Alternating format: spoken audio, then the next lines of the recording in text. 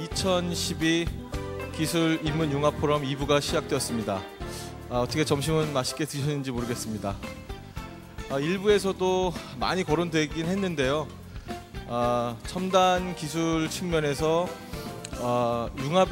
융합이라고 하는 키워드가 이슈화되기까지는 잡스의 영향이 컸을 거라고 생각이 드는데요. 오죽하면 오늘날의 통신을 잡스의 아이폰 이전과 이후로 나누기도 하고요. 해서 인문학은 그 이전부터 타 학문 간 총체적인 통합을 위해서 통섭의 개념들이 많이 회자되고 있었고요. 그것으로 인해서 문화예술계에서도 영상과 미술 그리고 음악과 무용 간의 콜라보레이션을 통해서 다양한 융합적인 프로젝트가 진행되어 왔습니다.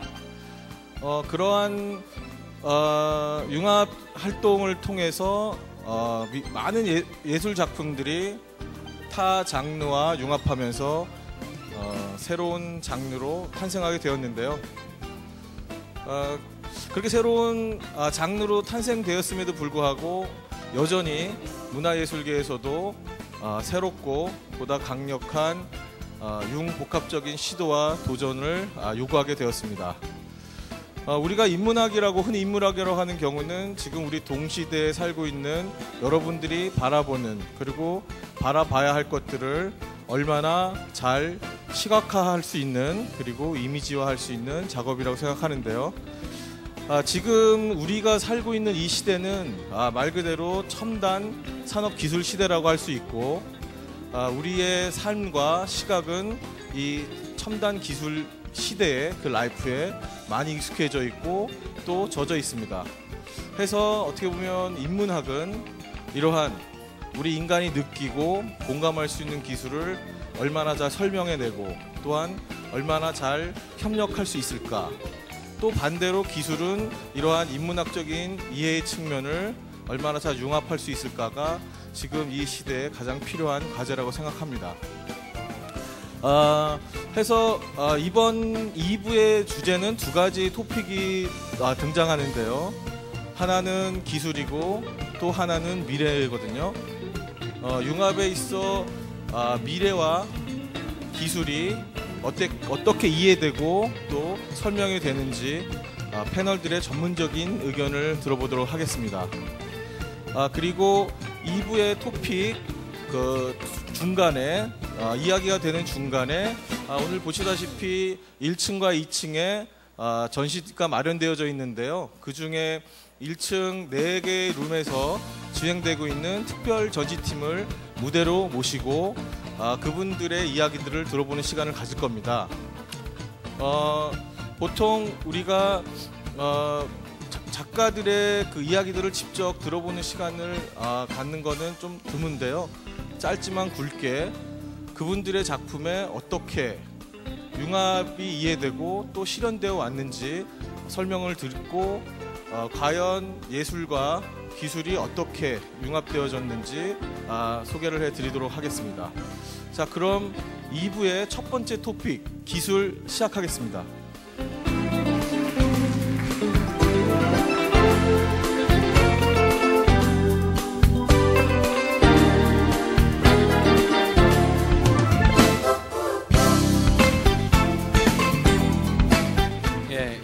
이렇게 불공정한 게임이 어디 있습니까? 1부 사회를 서경석 씨가 보고 2부 사회를 제가 보는데요. 정말 이런 거는 게임이 아니죠. 근데 하여간 지금 저희가 그 청중들을 보니까 고등학생들도 계시고 대학생들도 계시고 일반 사람들도 계시는데 이번 세션은 첫 번째 그 오전 세션은 조금 그 무게 있는 분들이 이렇게 그 한마디씩 하시는 거라면 이번 세션은 저희가 조금 더 자유롭게 여러분들도 적극적으로 참여할 수 있도록, 그리고 여기 오늘 이제 2부에 나오신 패널들은 굉장히 유명하신 분도 계시고요, 또 학계에서 유명하신 분도 계시고 또 다양한 분야에 있는 선생님들이고 실제로 융합을 그 여러 차원에서 실천하고 계신 분들입니다. 그래서 굉장히 실제적인 얘기를 들으실 수 있을 거라고 생각하고요. 그래서 한 분 한 분 일단 모시고 시작하도록 하겠습니다. 예, 첫 번째 분 소개를 해드리죠. 이영준 교수님 잠깐 나오시죠. 예, 이제 한 분 한 분 소개해드리겠습니다. 대원예대에 계시고요. 예, 감사합니다. 사진 비평도 하시고 뭐 기계 비평 이런 거 하시는 분이시고요.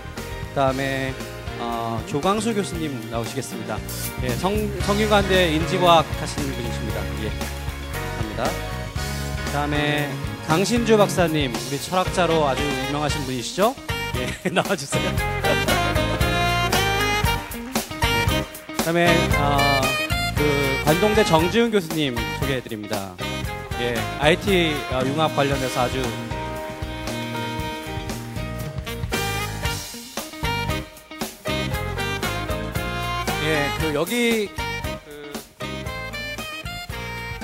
여기 계신 분들은 공통점이 좀 있는 것 같습니다. 일단 40대입니다. 예, 40대 남자분들이고 50대십니까? 예.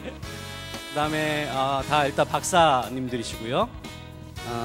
그다음에 생긴 걸로 보시면은 좀 개성 있게 생기셨죠. 뭐 잘생겼다고는 말씀 못 드리겠고 개성 있게 생기셨고요. 또 재미난 거는 다 전과자들이십니다. 무슨 범죄를 저지른 전과자가 아니라 저도 우연히 발견한 사실인데 자기가 분야들을 막 넘나들으셨던 과를 바꾸셨던 그런 분들이에요. 예를 들면 이영준 교수님은 저기 맨 쪽에 계시는 이영준 교수님은 원래 대학에서 생물학을 하셨고요. 그 다음에 대학원에서 미학을 하셨습니다. 예, 진윤권 선생의 선배십니다. 그 다음에 여기 두 번째 조광수 교수님은 학부에서 역사학을 하시고 그 다음에 대학원에서 인지과학을 하신 분이에요. 그 다음에 뭐 강신주 박사님은 공학을 하시고 그 다음에 서양 철학, 동양 철학 넘나들시고 지금은 안 하시는 게 없으신 분이시죠. 그 다음에 여기 정지훈 교수님은 의대 출신이시면서 IT 전문가십니다. 저도 뭐 학부에서 기계공학을 했고 대학원에서 철학하고 생물학을 공부를 했습니다. 그래서 그냥 뭐 이렇게 결국 끌어모으다 보니까 이런 이런 조합이 생긴 것 같습니다. 그래서 오늘 좀 자유롭게 그동안 사실은 이분들이 대한민국 사회에서 융합을 실천하고 오신 분들이거든요. 담론을 만들어 오셨던 분들인데 이런 분들이 어떻게 이런 실천을 하시면서 어떤 문제들을 겪으셨는지 또 어떠한 방향으로 가야 되는지 이런 것들을 허심탄회하게 말씀하실 수 있는 그런 시간을 갖도록 하겠습니다. 그거에 들어가기 전에 제가 잠깐 왜 이런 논의가 필요한지에 대해서 잠깐 제가 말씀을 드리고 배경을 좀 깔아드리도록 하겠습니다. 그 다음에 자유롭게 말씀 나누도록 하겠습니다.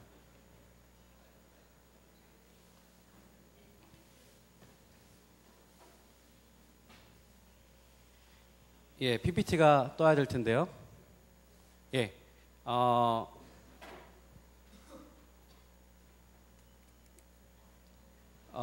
일단 제가 자유전공학부 소속돼 있는데 자유전공학부는 아까 융합형 인재에 대해서 말씀하셨는데 바로 그런 인재를 기르기 위해서 서울대학교에서 4년 전에 만들어진 새로운 학부입니다. 거기에 소속돼 있고요. 오늘의 주제가 바로 한국 사회 융합 담론. 그동안 어떤 담론들이 융합에 대해서 어떻게 해야 된다, 뭐 이렇게 하면 안 된다, 된다, 뭐 이런 그다음에 실천들을 해왔는데 그런 것들에 대한 반성을 좀 해보도록 하겠습니다. 자기 고백적인 얘기도 있을 수 있고요. 욕하는 얘기를 있을 수도 있습니다. 그런 것들을 한번 해보고 전망을 좀 해보려고 합니다. 제가 여러분한테 퀴즈를 한번 내볼게요.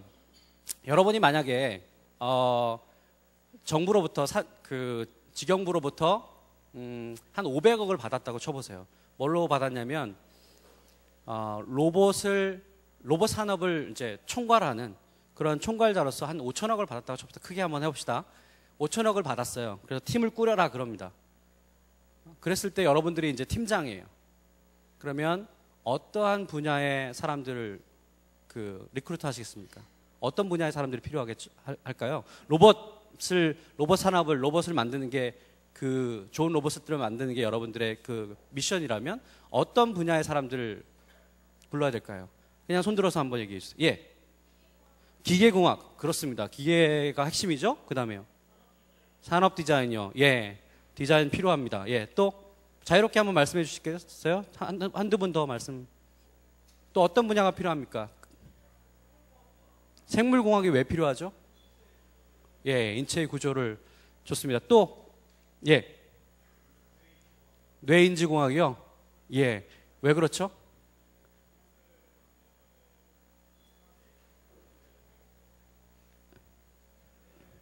예, 사람들이 어떻게 생각하는지를 알아야 되는 것이죠, 그죠? 또 조금 이거는 정말 예, 제어계통이요. 예, 여러분이 얼마나 창의적인지, 얼마나 융합적인지 제가 지금 테스트를 하고 있습니다. 조금 더 좀 크게 쓰시죠. 예, 경영학이요. 예, 왜 그렇습니까?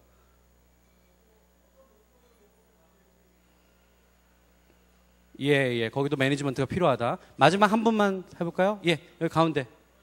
문화인류학이 왜 그렇습니까?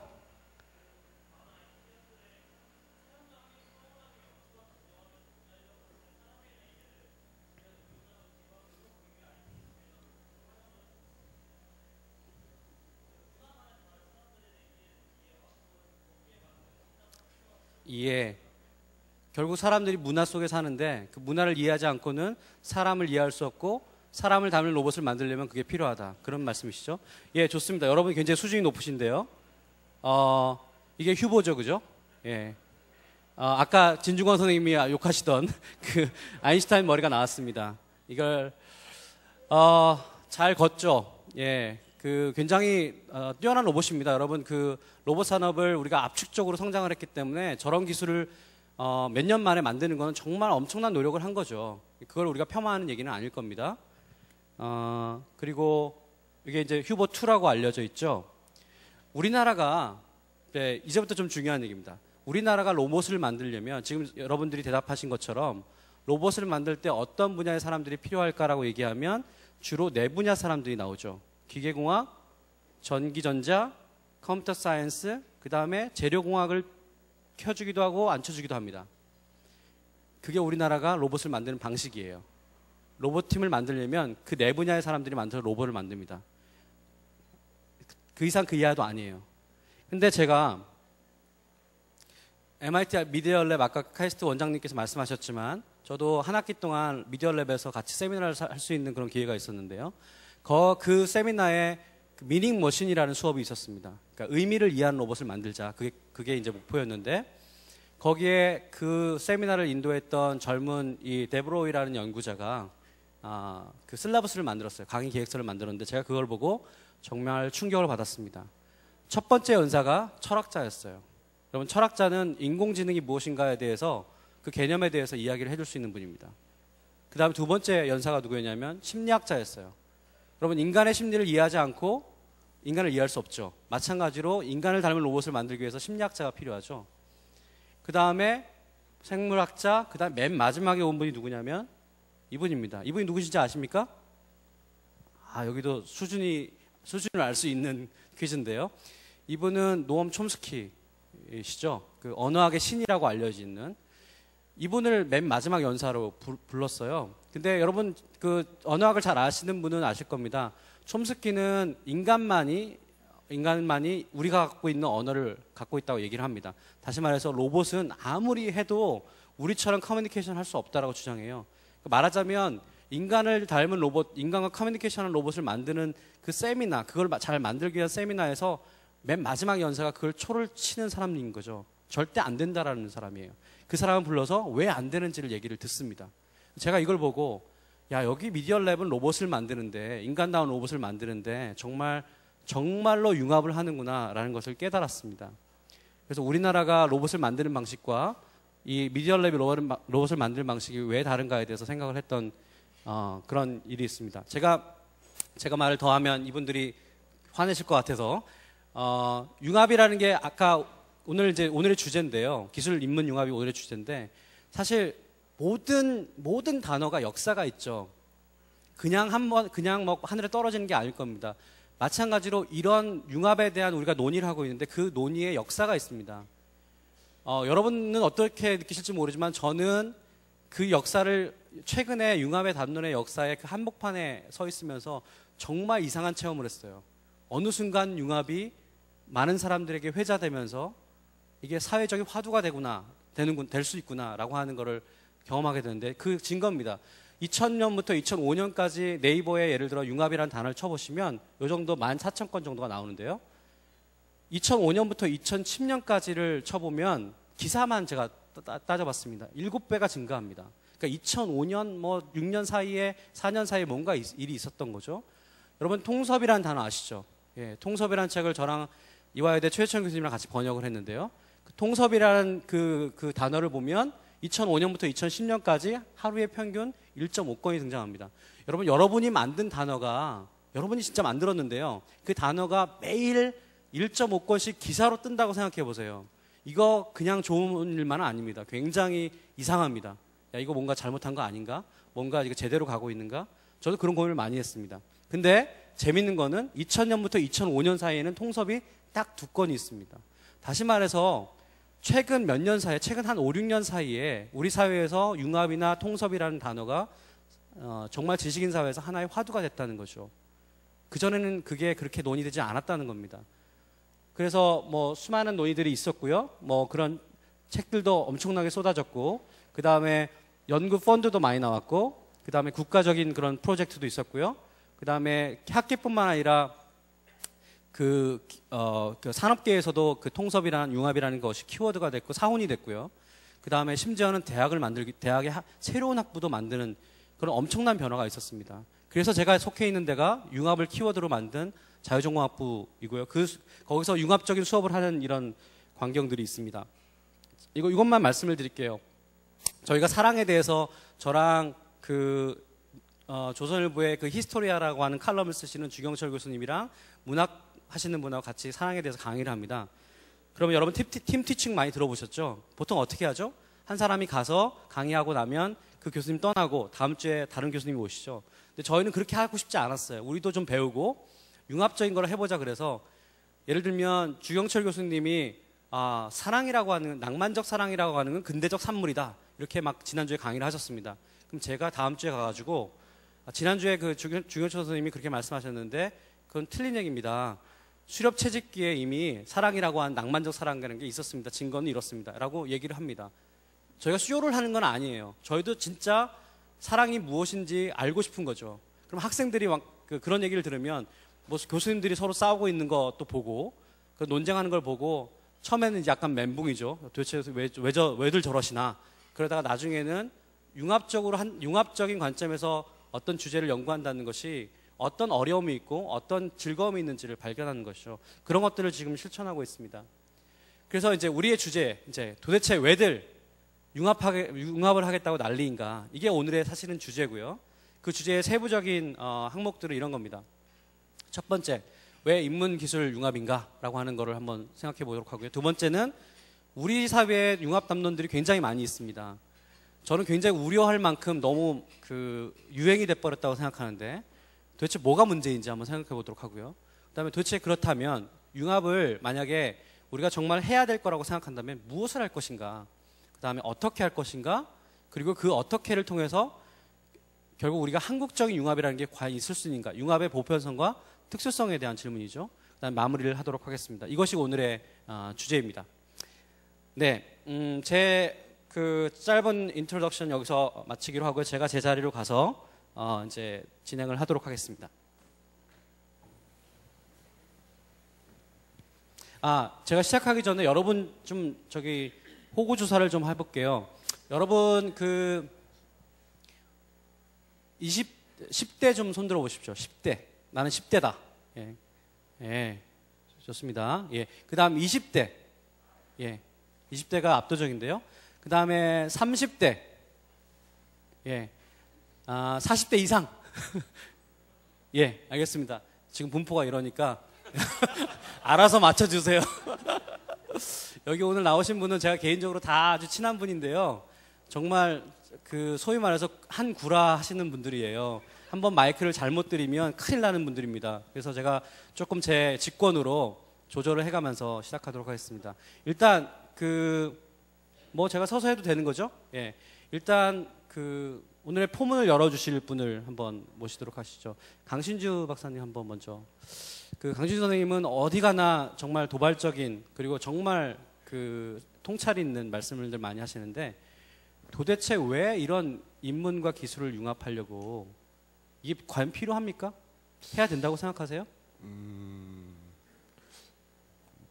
발악이죠, 발악. 발악이라십니다.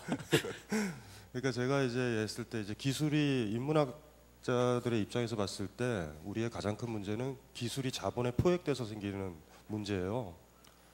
근데 이제 인문적 가치가 들어간다라고 그러면은 이 기술을 인간한테 되돌릴 수 있을까라는 문제인데 지금 융합을 얘기하는 사람들 대개는 그 일종의 이윤을 창출하기 위한 어떤 시장으로 지금 접근을 하게 되면 끝장이거든요, 이거는. 그래서 기술 자체가 인간 편을 들지 못했던 게 우리가 1, 2차 세계 대전을 거치면서 절멸을 시킬 수도 있다라는 게 이제 우리가 겪었던 거잖아요. 그러니까 물리학을 하든 뭐를 하든. 그래서 중요한 게 이게 인간적 가치에 의해서 재조정이 돼야 되나. 왜냐하면 자연과학 기술자나 연구자들도 인간이거든요. 자기가 어떤 걸 만들든지 간에 그게 자기 아이와 후손의 목줄을 쪼를 수도 있단 말이에요. 그러니까 이런 가치 속에서 오는 건지 아니면 좀 뭔가 좀 세련된 것들. 그러니까 인문학이 보통 데코레이션처럼 쓰인단 말이에요. 그러니까 무슨 뭐 롤랑 바르트 얘기하면 좋아하고 그런 것처럼 혹시 로봇 바깥에 아까 아인슈타인 얼굴처럼 니체의 얼굴을 올려놓으면서 융합했다라고 그러는 것은 아닌지 뭐 이런 고민. 그래서 자본의 발악이 아닐까라는 이런 생각도 간혹 해봐요. 그래서 위험하다라는. 그러니까 진짜 우리한테 중요한 건 기술을 어떻게 뺏어서 인간한테 돌릴 수 있을까라는 이런 고민들이 우리가 진지하게 좀 해봐야 되는 거거든요. 근데 그 논의가 없이 융합의 이야기를 바로 해버리면 하나의 이제 상품의 하나의 새로운 요소처럼 인문학적 가치가 들어올 수 있겠죠. 그러니까 그런 위험성들은 뭐 상당히 많으니까 1차적 느낌은 좀 발악 같다라는 느낌이 들어요. 발악. 예. 예. 예. 기술 인문 융합은 발악이다. 예, 이렇게 정리를 해주셨는데요. 사실 데코레이션이 되면 안 되는데 지금의 그 기본적인 흐름을 그냥 가져가면서 그 일종의 장식에 불과한 것일 수 있는데 그러면 안 되겠다라고 하는 말씀인 것 같아요. 그죠? 예. 인문학자의 뭐 얘기를 들어보기 시작했으니까 처음에 폼을 여셨으니까 우리 이영준 교수님도 먼저 시작을 한번 해보시죠. 네, 저도 강진주 선생님 말씀하신 거에 전적으로 공감하고요. 저도 요즘에 그 융합의 어떤 붐 같은 걸 보면서 그런 어떤 인문학의 혹시 도구화 혹은 인문학의 클리셰화가 아닌가 그런 걱정을 해봅니다. 강진주 선생님 말씀하신 것처럼 기술이 비인간화될 때 다시 그것을 인간에게 돌려줘야 되는데 저 같은 경우는 강신주 선생님은 이제 철학이시라면 저 같은 경우는 비평인데 비평이라고 하는 거는 구체적인 대상에 관심이 있어요. 그래서 제 주장은 뭐냐면 기술이 인간을 괴롭히는 것이 아니고 기술 자체가 사실 인간적이다. 왜? 인간은 기술을 사용해야만 인간 노릇을 하니까. 예를 들어서 핸드폰을 사용할 줄 알고 컴퓨터 사용할 줄 알고 심지어는 뭐 이런 병뚜껑을 따다든가 문손잡이를 돌린다든가 하는 아주 자잘한 기본적인 기술을 사용해야 인간이거든요. 오늘날에 핸드폰 쓸 줄 모르고 자기 이메일 주소 하나 없는 사람 사실 우리가 같이 인간으로 서로 소통하기 힘들지 않습니까? 그래서 제 얘기는 뭐냐면 인간은 기술을 통해서 인간이 되는데 그것이 잘못 이해가 되고 있다. 그래서 기술에 내재해 있는 어떤 인간적인 측면이 뭔가 이해하는 것이 상당히 중요하다고 생각을 하고요. 저 같은 경우는 그 가령 지금 우리가 이제 컨테이너로 된 방 안에 앉아 있는데 제가 이제 기계 비평이라는 걸 하면서 그 컨테이너선을 타고 여행을 한 적이 있는데 그때 이제 컨테이너란 무엇인가에 대해서 깊이 사고를 해봤죠. 지금 보면은 아무 말 없는 기계인 것 같지만 이 기계들이 5대양 6대줄 다니면서 우리가 필요한 모든 물건들을 실어 나르거든요. 그럼 거기에는 인간이 어떤 세계를 물질로 누비는 그런 깊은 역사가 다 들어가 있습니다. 그래서 그런 것들을 우리가 좀 주목을 해야 되지 않을까 저는 그렇게 생각을 합니다. 예, 예, 너무 그 본질적인 말씀을 해주신 것 같은데 이제는 조금 제가 일부러 편을 가르지는 않겠습니다만 그래도 조금 이공계 쪽에 가까우신 두 분의 선생님 말씀을 좀 듣고 싶은데요. 우리 정지훈 교수님부터 말씀 주시죠. 왜 기술 인문인가? 기술 인문 융합인가? 사실은 저는 존재의 가치, 또 약간 좀 비슷한 거가 될 수 있는데요.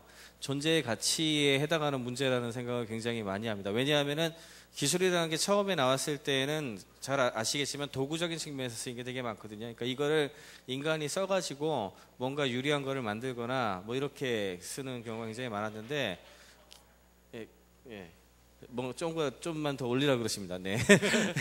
예. 근데 이제 그 기술의 발전이 점점 많아지게 되면서 디펜던시가 계속 생기게 되고 그로 인해 가지고 두 개가 이제 주고받고 되다 보니까 상당히 이 기술이라는 게 도대체 왜 존재가 되는가에 대한 질문이 굉장히 많이 나오게 됐어요. 이제 대표적인 사례가 제가 이제 인문융합 부분에서 처음 좀 본격적으로 관심을 가지게 된 계기는 의학 중에서도 이제 의공학 쪽을 가게 되면은 의공학하고 의약학 부분에서 이제 규제과학이라는 분야가 있습니다. 이제 규제과학 같은 경우에 처음 시작된 계기가 뭐였냐면 아마 여기 계신 분들도 그 뉴스를 한번 보신 분이 계실지 모르겠는데 옛날에 탈리도마이드라는 아주 유명한 약이 하나 있습니다. 이제 원래는 약을 처음 만들 때 그 인체 실험에 대한 부분이 있잖아요. 그런 것들에 대해서 우리 뭐 일본이라든지 이런 독일이라든지 이런 애들은 그런 실험을 굉장히 마음대로 했었지만 약이 만들어진 다음에 약이 쓰이기만 하면 좋아라고 해서 굉장히 다양한 형태의 곳에서 쓰였었거든요. 근데 탈리도마이드라는 약은 뭐였냐면은 이렇게 그 임신하면은 구역질 나잖아요. 그 구역질을 막아주는 약이었어요. 그래서 임상 시험 잘 마치고서 뭐 나름대로 쓰기 시작을 했는데 문제는 그 약을 먹고 팔다리가 없는 애들이 굉장히 상당히 태어나게 됩니다. 그래서 그 사건을 바탕으로 시작을 해가지고 헬시키 선언이 나오게 돼요. 그러니까 윤리적인 부분에 있어가지고 기술이라는 게 어떤 것까지 감내해낼 수 있는가 그런 부분에 대한 이야기를 뭐 상당히 하게 됐고 그거를 바탕으로 해서 이제 그 인문 소설적으로 본다면 예를 들어 프랑켄슈타인 같은 소설 있지 않습니까? SF에서 가장 시초로 보는 소설인데 프랑켄슈타인이 남으로 인해 가지고 매드 사이언티스트, 미친 과학자의 위험성이라든지 이런 거에 대한 개념이 처음 나오게 돼요. 그러니까 이런 그 이야기는 전에 그냥 편리한 도구로 쓰던 과학 기술하고는 굉장히 다른 이야기거든요. 그래서 그거에 대해서 우리가 고민하지 않으면 굉장히 잘못된 방향으로 갈 수도 있고 또 그것이 또 과도하게 되면 과학 혁신을 가로막는 어떤 밸런스적인 측면이 있기는 한데 그것을 고려하는 것이 과학기술 하는 사람 입장에서도 반드시 필요한 어떤 그런 포인트가 됐다라고 말씀을 드릴 수 있겠습니다. 예, 정 교수님은 어떻게 보면 기술의 결과로서의 어떤 사회적 임팩트나 뭐 윤리적인 문제들 이런 문제들을 이제는 고려할 수밖에 없는 상황이 됐는데 사실 그 고려라는 것 자체가 기술 인문 융합의 핵심이 아니겠느냐 아마 그런 말씀이신 것 같아요. 사실 우리가 융합이라고 하는 담론들을 쭉 보면은 보통 과학 기술 융합 이렇게 하죠. 그러니까 과학이 앞에 보통 붙는데 오늘은 사실 과학은 없는 거 아시죠? 과학이라는 단어가 오늘 없는 그런 이상한 어떻게 보면 재밌는 융합이에요. 그러니까 기술과 특히 과학 기술을 얘기할 때 과학을 떼고 기술과 인문의 융합을 한번 또 어떻게 보면 세부적으로 살펴보는 건데 기술과 인문의 관점에서 한번 좀 과학을 넘어서서 기술과 인문의 관점에서 한번 얘기를 해주시죠. 좀 어려운 부탁. 아니, 질문을 미리 준비를 막 생각하고 있었는데 앞에 거. 예, 앞에 거 하세요. 사실 그거 하고 나서 왜냐하면 저는 이제 약간 생각이 조금 다르기도 한데, 그러니까 처음에 강신주 박사님 말씀하신 거에 100% 동감은 하는데 지금이 저는 아주 좋은 기회인 것 같아요. 그러니까 인문학에 대해서 좀 도구화하고자 하는 것들은 아주 오랫동안 일어난 것 같아요. 옛날에 이제 저희가 뭐 간에 수공할 때는 내가 원하는 건 내가 만들고 내가 기술 만들어 내가 쓰고 그랬는데 이제 막 그 산업시대 되면서 이제 만드는 사람하고 쓰는 사람이 분리되면서 만드는 사람은 계속 잘 만들어서 돈 벌고 쓰는 사람은 싸고 좋은 거 사서 쓰려고 하고 거기에다가 이제 마케팅이라고 하는 시장질이라는 게 붙잖아요. 그러니까 자꾸만 사람들한테 우리 기술이 왜 좋은지를 선전하는 이런 시스템을 하면서 사실 인문학이라고 하는 거를 뭐 감성, 감동하면서 도구화 시켜 왔는데 지금 스마트 시대에는 보다 본질적으로 이런 고민을 하게 되는 것 같아요. 좀 그래서 저희 뭐 강신주 박사님이나 이용주 박사님에게 모여서 그런 얘기를 할 수가 있는 자리가 아마 그런 게 아닌가. 그래서 지금 저희가 저는 사실 3년 전에 한국에 왔는데 처음에는 왜 융합하냐고 그랬어요. 당연히 원래 하는 건데 뭘 따로 이렇게 해야 되나 그랬는데 지금은 해야 된다고 강조하는 게 인문학이라고 하는 것이 도구화가 아니라 진짜 우리의 가치로서 쓸 수 있는 게 이런 찬스가 아닌가. 그리고 그게 사실 기술에서 지금 일정 정도 돈이라고 하는 문제, 산업이라는 문제로 접근하지만 바로 이 자리에서 우리가 그런 것들을 진정한 가치로 만들어낼 수 있다면 인문학도 살고 뭐 기술도 살고 사실 기술과 인문학이 저는 원래 분리됐다라는 건 생각 안 하거든요. 그래서 지금은 정말 인문학적 가치가 산업의 가치가 될 수 있는 좋은 기회라는 생각이 들어서 인문융합 기술, 뭐 인문기술 융합이 돼야 될 것 같아요. 예, 원래 하나였는데 지금 이상하게 분리가 되는 과정을 통해서 실제로 이상한 방향으로 가게 됐다. 뭐 이런 얘기이신 것 같습니다. 아니요, 하지 마세요. 예, 이제 이게 워밍업이고요. 이제부터 본격적인 얘기를 하도록 하겠습니다. 조금 비판적인 얘기를 좀 들어봤으면 좋겠는데요. 우리가 사실 여기 계신 네 분이 뭐 저도 포함하고 싶은데요. 그동안 한국에서 융합 담론들을 어떻게 보면 전도사 역할도 했고, 물론 여기 강신주 박사님 좀 다른 케이스이긴 하지만 융합을 해야 됩니다. 왜 해야 됩니까? 뭐 융합의 사례는 이렇습니다. 이런 얘기들을 주로 해왔던 분들입니다. 근데 또 한편으로 말하자면 전도사 역할을 해왔죠. 또 한편으로 그러면서도 이건 아닌데 이렇게 가면 안 되는데 이게 문제인데라고 하는 생각들을 또 한편으로 했습니다. 그래서 도대체 우리 한국 사회에서 융합 담론들이 그동안 어떻게 흘러왔고 또 어떤 걸 주로 다뤘고 그게 문제가 무엇인지 조금 자기 성찰적인 얘기를 먼저 시작을 했으면 좋겠는데요. 아무래도 이건 정지윤 교수님이 먼저 시작을 하시는 게 좋을 것 같습니다. 한국에서 융합 담론이 굉장히 다양한 형태로 여러 차례 변한 것 같아요.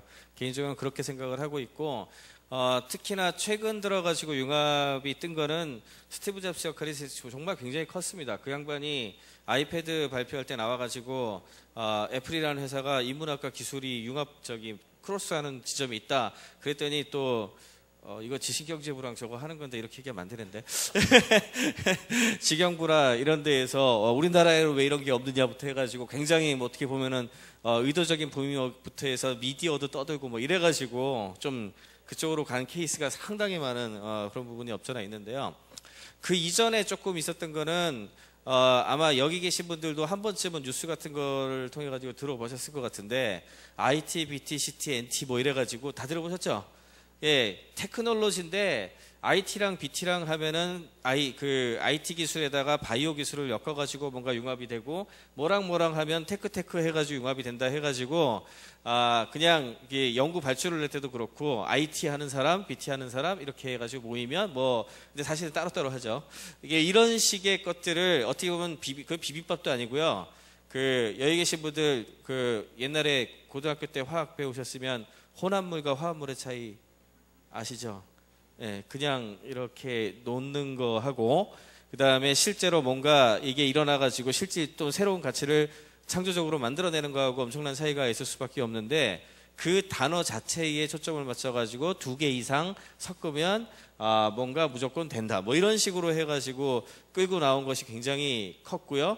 그렇다 할지라도 의미는 사실 있을 수가 있어요. 왜냐하면은 원래 메디치 효과라는 것도 서로 다른 애들 일단 만나게 해주면은 불꽃이 튀기도 하고 뭐 해가지고 뭐가 나올 수도 있잖아요.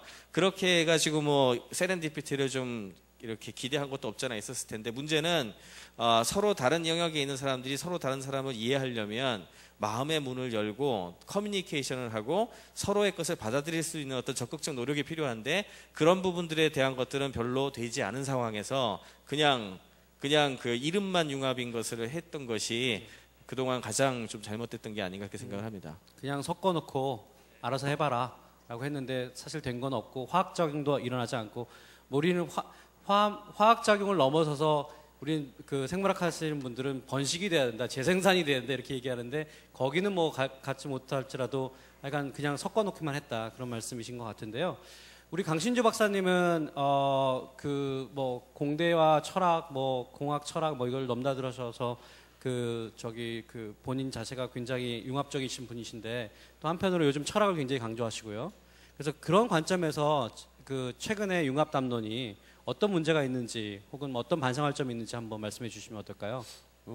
진지한 사실은 고민들을 안 하고 지금 하는 게 이제 가장 큰 문제인데 제가 누누이 강조하지만 그 중요한 건 인간이거든요. 인간이 없어지면 기술도 뭐도 다 붕괴되거든요. 그리고 이게 단순한 인간의 문제가 아니라 우리가 살아가고 있는 하나의 공동체, 뭐 인류라는 점까지 아마 확장이 돼야 될 것 같아요. 그래서 제가 농담 삼아 그러는데 융합의 필요성은 항상 어디서 찾아야 되냐면 우리가 한 사람을 이해하기 위해서는 대학에 있는 모든 과가 총동원돼야 돼요. 우리가 어떤 뭐 사랑하는 사람을 만나도 그 친구는 음악도 듣고 그 친구는 교통사고도 당하고 법적으로 소송도 걸리고 또 영화도 보죠. 경제적 문제 다 걸리죠. 그리고 그 친구가 쓰고 있는 스마트폰이 고장날 수도 있어요. 그러니까 사실은 두고 보면 스마트폰으로만 세계가 다 된다. 물리학으로 세계가 다 된다. 이게 헛소리거든요. 그러니까 근대의 대학 과목들이 이 전문화시키고 쪼개지면서 사실 인간이 파편화된 거죠. 그래서 사실 어떤 물리학자를 보면요, 제가 받은 느낌은 물리학은 잘하는지 모르지만 애기예요. 아, 이 사람한테 이 위험한 이런 수단들을 맡길 수 있을까? 이런 문제가 제기되는 거거든요. 그러니까 한 사람을 설명하고 특정 사회를 설명하려면 대학에 있는 종합대학에 있는 모든 과가 총동원돼야 돼요, 원래. 그러니까 인문학적 관심에서는 그런 거죠. 그 근대 자본주의 사회가 발달하면서 효율화를 강조하고 전문적으로 테크니컬하게 계속 축적을 시키면은 그 분야는 발달을 해요. 그러다 보니까 만약에 그것이 인간과 사회 공동체를 어쨌든 이제 기형적으로 이해하는 형식이고 또 기술 같은 경우 실질적으로 뭘 만들어내니까 그런 미성숙이나 파편화된 거에서 만들었을 때 다른 인간의 요소들의 침범이 굉장히 많이 되거든요. 그래서 만약에 융합이라는 문제가 한 인간을 설명할 때 우리의 개인의 삶으로 돌아가면 돼요. 누구든지 간에. 컴퓨터 써야 되고 뭐 써야 되고 자동차 몰아야 되고 사고도 나고요. 뭐 오만 문제, 주식 떨어지고요. 오만 문제가 우리 벌어지잖아요. 근데 경영학 다니는 사람들 보면 그걸로 세계가 다 이해된다고 착각에 빠져요. 그러면 때때로는 이윤을 부정하고서 어떤 사람의 사랑에 빠지는 경우는 설명을 못하는 거예요. 그러니까 우리는 너무나 복잡하거든요, 사실은. 그러니까 파편화된 전문 분과 그래서 사실 박사학위를 받는 게 그리 자랑은 아니에요. 왜냐하면 병신이 됐다라고 보셔도 돼요. 이제 더 큰 부담이 생기는 거죠. 자기가 물리학에서 박사학위를 받았으면 문학에 대해서, 시에 대해서 경영학, 경제학서부터 뭐 종교학, 심리학까지 배워야 돼요. 특히 전문가가 그 자승자박이 돼요. 나는 이 판에서만 얘기하겠다 이렇게 되는 거죠. 그래서 이런 고민들 속에서 융합이 만약에 나오고 출발을 하고 진행이 된다면 우리가 대학이라는 분과제도 우리가 원하지 않던 제도에 포획돼서 공부했던 거 그 상처를 우리가 좀 미봉을 하면서 한 인간과 하나의 공동체 아니면 더 나아가서 인류와 기술이라는 문제로 더 나아갈 수 있는데 지금 아까도 얘기했지만 권력이 아주 그냥 그 졸속 행정이죠. 뭔가를 하려고 막 서리 올리는 아주 그 공무원적인 발상 하나. 그다음에 세계 유행이니까 따라가려고 그래요. 그러니까 진지한 우리의 고민들은 지금 없는 거죠. 우리 삶은 어떻게 되는지. 그래서 왜 전반적으로 몇몇 분들을 만나보면 저랑 같은 얘기를 하세요. 융합을 하시는 분들이. 아, 인간과 기술 이런 문제들. 이렇게 파편화돼서는 안 된다. 이런 문제들. 아까 여러 선생님들이 가치의 얘기도 했잖아요. 이 얘기를 물어야 되거든요. 근데 이렇게 이제 여기 계신 분들이 융합을 주도하면 융합이 될 것 같아요. 근데 제가 만나본 사람들은 제가 이렇게 몇 마디 얘기하다 보면 저 새끼 죽일 새끼다 이런 느낌이 들어요. 저 위험하다. 저 사람이 권력도 가지고 있고 돈도 가지고 있다. 차라리 융합을 안 하는 게 더 낫겠다. 저런 사람이 맡을 바에는. 그래서 사실은 위험하죠. 그러니까 뭐 철학자의 역할도 뭐 과도하게 그 위험을 포장해야 되는 역할이 또 있어요. 왜냐하면 항상 경계를 시켜줘야 되니까. 근데 전반적으로는 제가 봤었을 때 느낌은 좀 안 좋게. 그래서 정권이 바뀌거나 이렇게 된다라고 그러면 사그러질 논의 같아요. 지금은 지금 아까도 언뜻 얘기하셨지만 지금 뿌리를 내리면 좋을 것 같아요.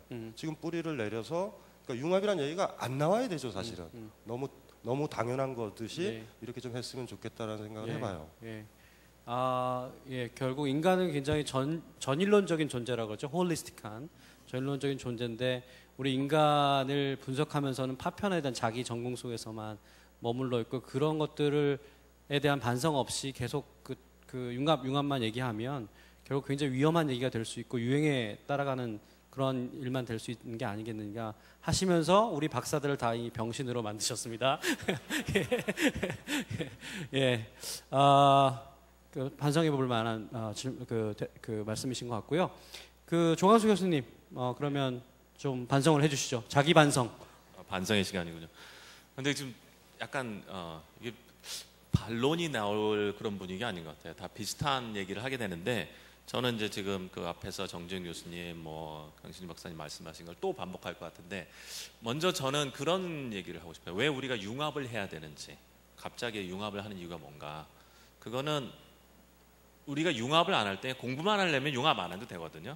필요 없어요. 그냥 자기 혼자 책 읽고 자기 혼자 공부하고 뭐 그냥 전공하고. 근데 지금 사회가 복잡해지면서 우리가 풀려는 문제는 사실 어떤 한 전공이 풀 수 있는 문제가 없어요. 이제는. 좀 아까 로봇 얘기했는데 우리나라 로봇이 돌아다니는 내비게이션이에요. 돌아다니는 로봇은 있지만 사람하고 상호작용하는 로봇이 없어요.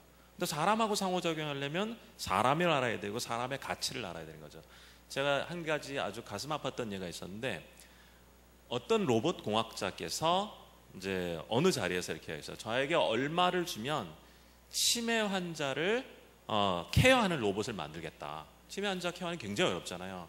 뭐 일으켜주고 세워주고 밥 먹여주고 뭐 기저귀 갈아주고 그걸 해주겠다. 얼마나 편하겠냐. 정말 로봇 하시는 분의 발상인 거죠. 왜냐하면 로봇 하시는 분들은 아까 기계를 만들고 사람을 도우면 돼라고 하는데 그때 그 어떤 그 치매 환자를 돌보시는 원장님께서 일어나서 말씀하셨어요. 그렇게 하면 어떤 일이 일어나는지 아느냐. 치매 환자는 죽는다. 삶의 의지를 다 잃고 모두 완전히 삶의 수동적이 되기 때문에 그거는 사람을 죽이는 기술이다. 그러니까 사실 융합을 할 때 우리가 중요한 문제가 다시 말해서 사람이라고 하는 가치 속에서 사람과 잘 살 수 있는 어떤 기술을 만들어야 되는데 그것들이 다 독자적으로 되다 보니까 실제로 문제를 해결하지 못하는 거예요. 그리고 정말 인문학이라고 하는 것은 우리가 목표로 하는 거고 그것이 우리가 하는 기술의 잣대가 되고 있고 그래서 이제 융합을 해야 되는 것 같고요. 이제 그러는 데 있어서 이제 문제가 사실 문제라기보다는 우리가 초기 단계였던 것 같아요. 어려움이 컸던 게 융합이라고 해서 이제 갖다 모아놓는다고 융합하는 건 아니잖아요. 거기 이제 저는 그걸 갖다 일종의 낭만주의 융합이라고 하는데 지금까지는 많이 그랬던 것 같아요. 모아놓으면 융합하는. 사실 그거는 인문하고 기술 간의 융합뿐만 아니라 공학자들도 옆에 놔둔다고 융합되지 않거든요. 융합할 시간도 없고 뭐 만나서 뭐 술 한잔하고 얘기하고 정말 모르는 거 물어볼 시간도 없어요. 그냥 아는 척 아는가 보다 하고. 제가 미국에 왔을 때 처음에 했던 몇 가지 프로젝트 중에 하나가 마이크로소프트하고 엡실론이라고 하는 프로젝트였어요. 그게 뭐 하는 거냐면 같이 이렇게 여러 분야 사람들이 커뮤니케이션을 토론을 해야 되잖아요. 이제 무슨 과제를 하기 위해서. 그럼 저희가 만드는 게 뭐냐면 인공지능 시스템을 만드는 거예요. 그래서 이 토론을 하는 그 어떤 과제에 대해서 프로젝트를 하는 사람들이 논의를 하는데 예를 들어서 제가 이제 뭐 정지훈 교수님이 막 말씀하시는데 모르는 게 있는 거예요. 근데 사실 모른다고 물어보기도 뭐 하고 그러니까 하면서 다 넘어가잖아요. 그럴 때 인공지능 에이전트가 저한테 딱 얘기하는 거예요. 야, 너 사실 저거 잘 모르잖아. 너가 물어봐. 괜찮아. 이렇게 이런 거 물어봐. 그러면서 사실 모르는 거를 서로 얘기하고 진단하고 그러면서 효과적인 협동하는 과정이 뭔지를 가르쳐 주는 거예요. 평소에. 그렇게 함으로써 협동을 잘하는 커뮤니케이션하고 인터랙션하는 기술을 가르쳐 주는 것들. 그러니까 협동하는 방법, 융합하는 방법을 도와주는 시스템도 만들고 하거든요. 그러니까 지금까지는 그냥 모아놓고 뭐 인문학자는 상상력이 뛰어나다. 저는 절대 그렇게 생각 안 해요. 공학자가 훨씬 상상력이 뛰어나다고 생각하고 하지만 방향이 틀렸다는 생각을 하는데 이러한 그 협동하고 융합하는 방법들을 만들어 나갈 때인 것 같아요. 이제 화학적 융합 아까 말씀하셨던 그거를 우리가 해나가야 되지 않는가. 지금까지는 감상주의적인 융합을 했고 그런 생각이 듭니다. 예, 감상적인 혹은 낭만적인 융합의 단계를 벗어나야 된다. 저 표현으로 하면 더 이상 원론 얘기하지 말고 이제 강론으로 가자. 강론이 어렵지 않냐? 뭐 이런 얘기인 것 같습니다. 예, 선생님 뭐 추가하실 거 있어요? 예, 사실은 아까 강신주 박사님 얘기했을 때 그럼에도 불구하고 융합이라는 단어가 필요한 이유를 좀 이야기를 하고 가야 될 것 같아가지고 했는데요. 왜냐하면 항상 뭐든지 상징과 드라이빙 포스, 그러니까 사회를 바꾸는 어떤 키워드는 단어의 힘이 굉장히 큰 게 많이 있습니다. 예를 들어서 제가 이제 의학을 예를 들어서 좀 들어드리면은 의학이란 게 우리가 알고 있는 내외과가 언제 나눠지신 것 같아요? 생각보다 오래 안 됐습니다. 이게 수술혁명이라고 만들어진 기술은 크게 4가지 때문에 현대의학이 만들어지게 되는데 그게 수혈이 가능하게 되고 아프지 않게 마취가 가능하게 되고 소독이 가능하게 되고 항생제가 나온 이 4가지예요. 이게 불과 100에서 150년 사이에 이루어진 4가지입니다. 그때 이제 외과가 현대 외과가 다뤄지게 된 거예요. 근데 원래 의학이라는 건 존재해야 되는 이유가 뭐죠? 의학의 존재 가치. 의학의 존재 가치는 우리 사람들이 다 같이 건강하게 사는 거예요. 그죠? 그게 기본적인 존재 가치인데 그것을 일단 내외과로 일단 나눴습니다. 그걸로 끝났으면 좋겠는데 아마 잘 아시겠지만 외과도 요즘 가보시면은 어떻게 돼 있죠? 성형외과 있고 정형외과 있고 뭐 흉부외과 있고 등등등등이죠. 거기서 끝나지 않았습니다. 요즘엔 정형외과를 가셔도 손 전공하신 선생님 따로 있고요. 발 전공하신 분 따로 있고요. 이렇게 2년씩 더 트레이닝 해가지고 다 갈라졌죠. 그리고 내과도 마찬가지예요. 모든 학문이 어떤 특징을 갖고 이제 환원주의적으로 갈라지는 특징이 지금 기본적으로 갖춰져 있습니다. 이게 전문화의 이제 패러다임이 되는 건데, 문제는 뭐냐 하면 이렇게 갈라지고 나니까 손 전문으로 하시는 정형외과 선생님한테 가서 내가 손이 아픈데요, 여기 무릎도 좀 이상해요 라고 했을 때 답을 못 해주세요. 옛날에 그거를 다 아시던 분들 같은 경우에는 그걸 다 커버를 해줄 수 있었을 텐데, 그걸 못하니까 어떻게 해요? 그러면 이거 끝나고 저기 있는 무릎 전문 선생님한테 가서 한번 해보지 라고 얘기를 해서 넘어가게 되잖아요. 그러면 이게 뭐냐 하면은 그뿐만이 아니에요. 사실 조금 더 넓게 보자면은 이 환자가 무릎이 아파가지고 뭐 운동을 갖다가 많이 시켜야지, 운동을 갖다가 이렇게 정확하게는 이 환자가 운동을 갖다가 좀 해야지 낫는 병이 있었는데 운동을 왜 안 했느냐고 막 의사는 따져 물었는데, 알고 봤더니 할머니가 운동을 할 시간이 없어가지고 그랬던 거야. 그러면은 그 환경 자체가 바뀌어지지 않았기 때문에 그 처방이 전혀 관계가 없는 게 되는 거잖아요. 그래서 결과적으로 뭐냐면 의학이라는 것의 존재 가치는 이런 어떤 그 원래 가지고 있었던 목적을 달성하기 위해서 어떤 것들을 쓰느냐에 대한 문제인데, 그냥 내버려 두면 이게 계속 분화로만 가요.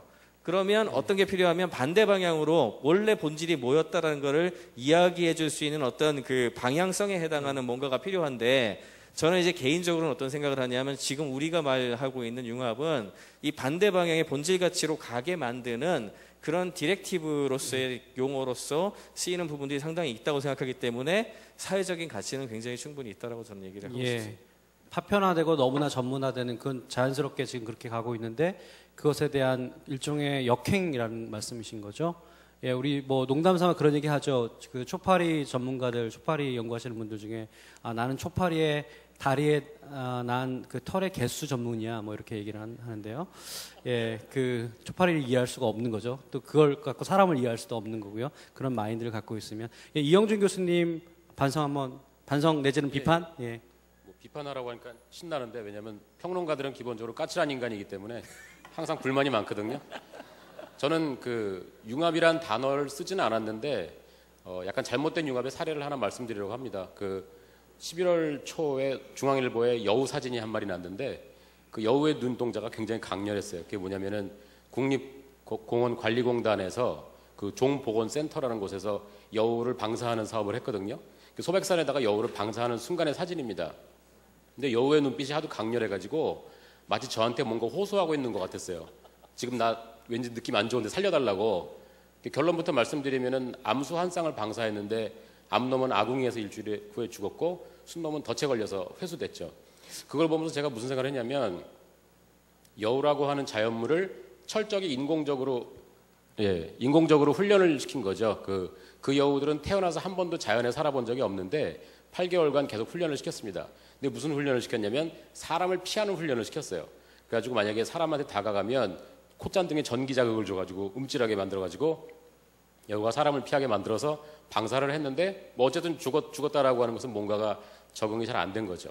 근데 그걸 보고 제가 무슨 생각을 했냐면, 왜 여우가 사람을 피해야 되는가? 사람이 여우한테 길을 비켜줘야 되는 거 아닌가? 근데 우리는 항상 사람을 중심에 놓기 때문에 사람이 가면 여우가 비켜줘야 된다. 그래서 만약에 도심에 멧돼지가 나타나면 쏴 죽여버리지 않습니까? 한 번도 사람이 멧돼지에게 길을 비켜줄 수 있다는 생각을 안 하는데, 만약에 사람이 자연과 공존을 하고자 한다면 사람도 비켜줘야죠. 그래서 제 생각에는 그 프로젝트의 문제점 중에 하나는 뭐냐면, 사람은 가운데 그대로 있고 여우가 비켜라. 그 대신 산속에 비켜 있으면, 소백산 안에 있으면 보호해줄게 라고 하는 것인데, 여우는 당연히 돌아다닌단 말이죠. 간교하긴 하지만 결국 우둔한 동물이죠. 그래서 제 생각에는 도대체 인간이라는 게 뭐냐, 인간이 항상 중심에 있어야 한다는 사고방식부터가 좀 근본적으로 생각돼야 되는 게 아닌가 생각을 합니다. 네, 예, 좋은 말씀 감사하고요. 제가 그 일부의 서경석 씨가 너무 사회를 멋있게 봐서 제가 약간 그 강박이 생겼습니다. 저도 좀 재밌게 해보려고요. 그래서 일단 조금 무엇을 이제 앞으로 무엇을 융합할 것인가, 이런 주제를 가지고 더 토론을 할 텐데, 그러기에 앞서서 여러분 여기 청중들한테 제가 좀 질문 한번 던져보도록 하겠습니다. 이건 초콜릿이 달려있는 문제입니다, 여러분. 잘 한번 해봐 주세요. 지금 이용주 교수님 굉장히 창의적인 솔루션을 사실 얘기하신 건데, 사실 융합 자체가 우리 목표는 아닙니다. 만약에 융합을 안 해도 된다고 하면 융합 사실 힘들지 않습니까? 융합을 안 해도 된다 그러면 사실 할 필요 없을 거예요. 근데 세상이 너무나 복잡하고 문제는 너무나 복잡하고 그 복잡한 문제를 풀기 위해서는 창의성이 요구되는데, 그러려면은 서로 융합하지 않으면은 좋은 솔루션이 나올 수 없다는 게 사실은 가장 기본적인 전제일 것 같습니다. 그런 관점에서 여러분들이 한번 상상을 한번 해봐줬으면 좋겠어요. 여러분이 생각하시는 자연물 중에, 그러니까 자연물이라고 하는 거는 뭐 생명체겠죠? 생명체 중에 가장 창의적인 혁신, 가장 혁신적인 게 무엇인지. 왜냐하면 그 질문을 드리는 이유는 우리가 혁신을 얘기하고 지금 융합을 얘기하고 있는데, 자연계에서는 어떻게 그런 일이 벌어졌는지를 한번 레슨을 받아볼 수 있잖아요. 그래서 한번 그 생각을 해보시고요. 또 한 가지 질문은 둘 중에 하나 생각하셔도 좋습니다. 인공물 중에서, 우리가 만들어낸 물건 중에서, 혹은 만들어낸 제품, 뭐 만들어낸 제도도 좋습니다. 뭐 무형이든 유형이든 만들어낸 것 중에서 가장 창의적인, 가장 혁신적인, 혹은 가장 융합적인 것이 무엇인지, 성공한 것들, 그 두 가지 질문을 한번 생각해 봐 주세요. 자연계에서, 인공계에서 가장 혁신적인, 가장 창의적인, 또 융합을 가장 잘한 것이 무엇인가 한번 생각을 해봐 주십시오. 생각하셨습니까? 예, 그러면 초콜릿 나가는 퀴즈입니다. 예, 인공물 중에서, 자연물부터 해볼까요? 자연계에 존재하는 것 중에서 가장 혁신적인 게 이거라고 생각한다. 그리고 그것은 이유가 뭐기 때문에 그렇게 혁신적이라고 얘기할 수 있다. 한번 대답하실 수 있는 분. 여러분 자연에 대해서 생각을 별로 안 하시는 것 같은데요. 그러면 좋습니다. 예, 저 뒤에 계신 분.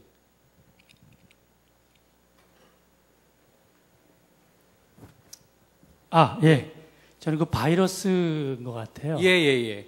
우리가 이제 생물, 무생물, 거기서부터 이제 시작이 되는데, 바이러스가 저는 뭐 전문 지식은 없습니다만, 상식적으로 생물체로서의 특징과 또 무생물로서의 특징, 이걸 갖고 있기 때문에, 여러 가지, 변신에 능하고, 그죠? 상황에 대처할 수 있고, 또 매우 작기 때문에, 또 사실은 뭐 큰 코끼리도 눈에 보이지 않는 바이러스 때문에 죽을 수 있는, 그래서 참 놀랍다라는 생각을 한 적이 있습니다. 이상입니다. 예, 좋은 대답이신 것 같아요. 바이러스가 사실 좀 얌체죠. 대사는 안 하고 이제 복제를 다른 숙주에 가서 하는 케이스이기 때문에 굉장히 아주 스마트한 기계라고도 볼 수 있습니다. 좀 얌체 같은 기계이기도 하고, 또 그래서 많은 생물체들을 힘들게도 하는데, 어쨌든 좋습니다. 그런 장치를 자연계에서는 굉장히 창의적으로 만들었다. 혹시 자연계에서 또 있으세요? 혹은 그럼 인공물의 세계로 한번 가볼까요? 인공물의 세계에서 가장 혁신적인 게 뭐다? 얘기하실 수 있는 분 한번 손 들어봐 주십시오. 뭐 정답이 있는 거 아닙니다. 예, 저기 뒤에 계신 분 계시네요.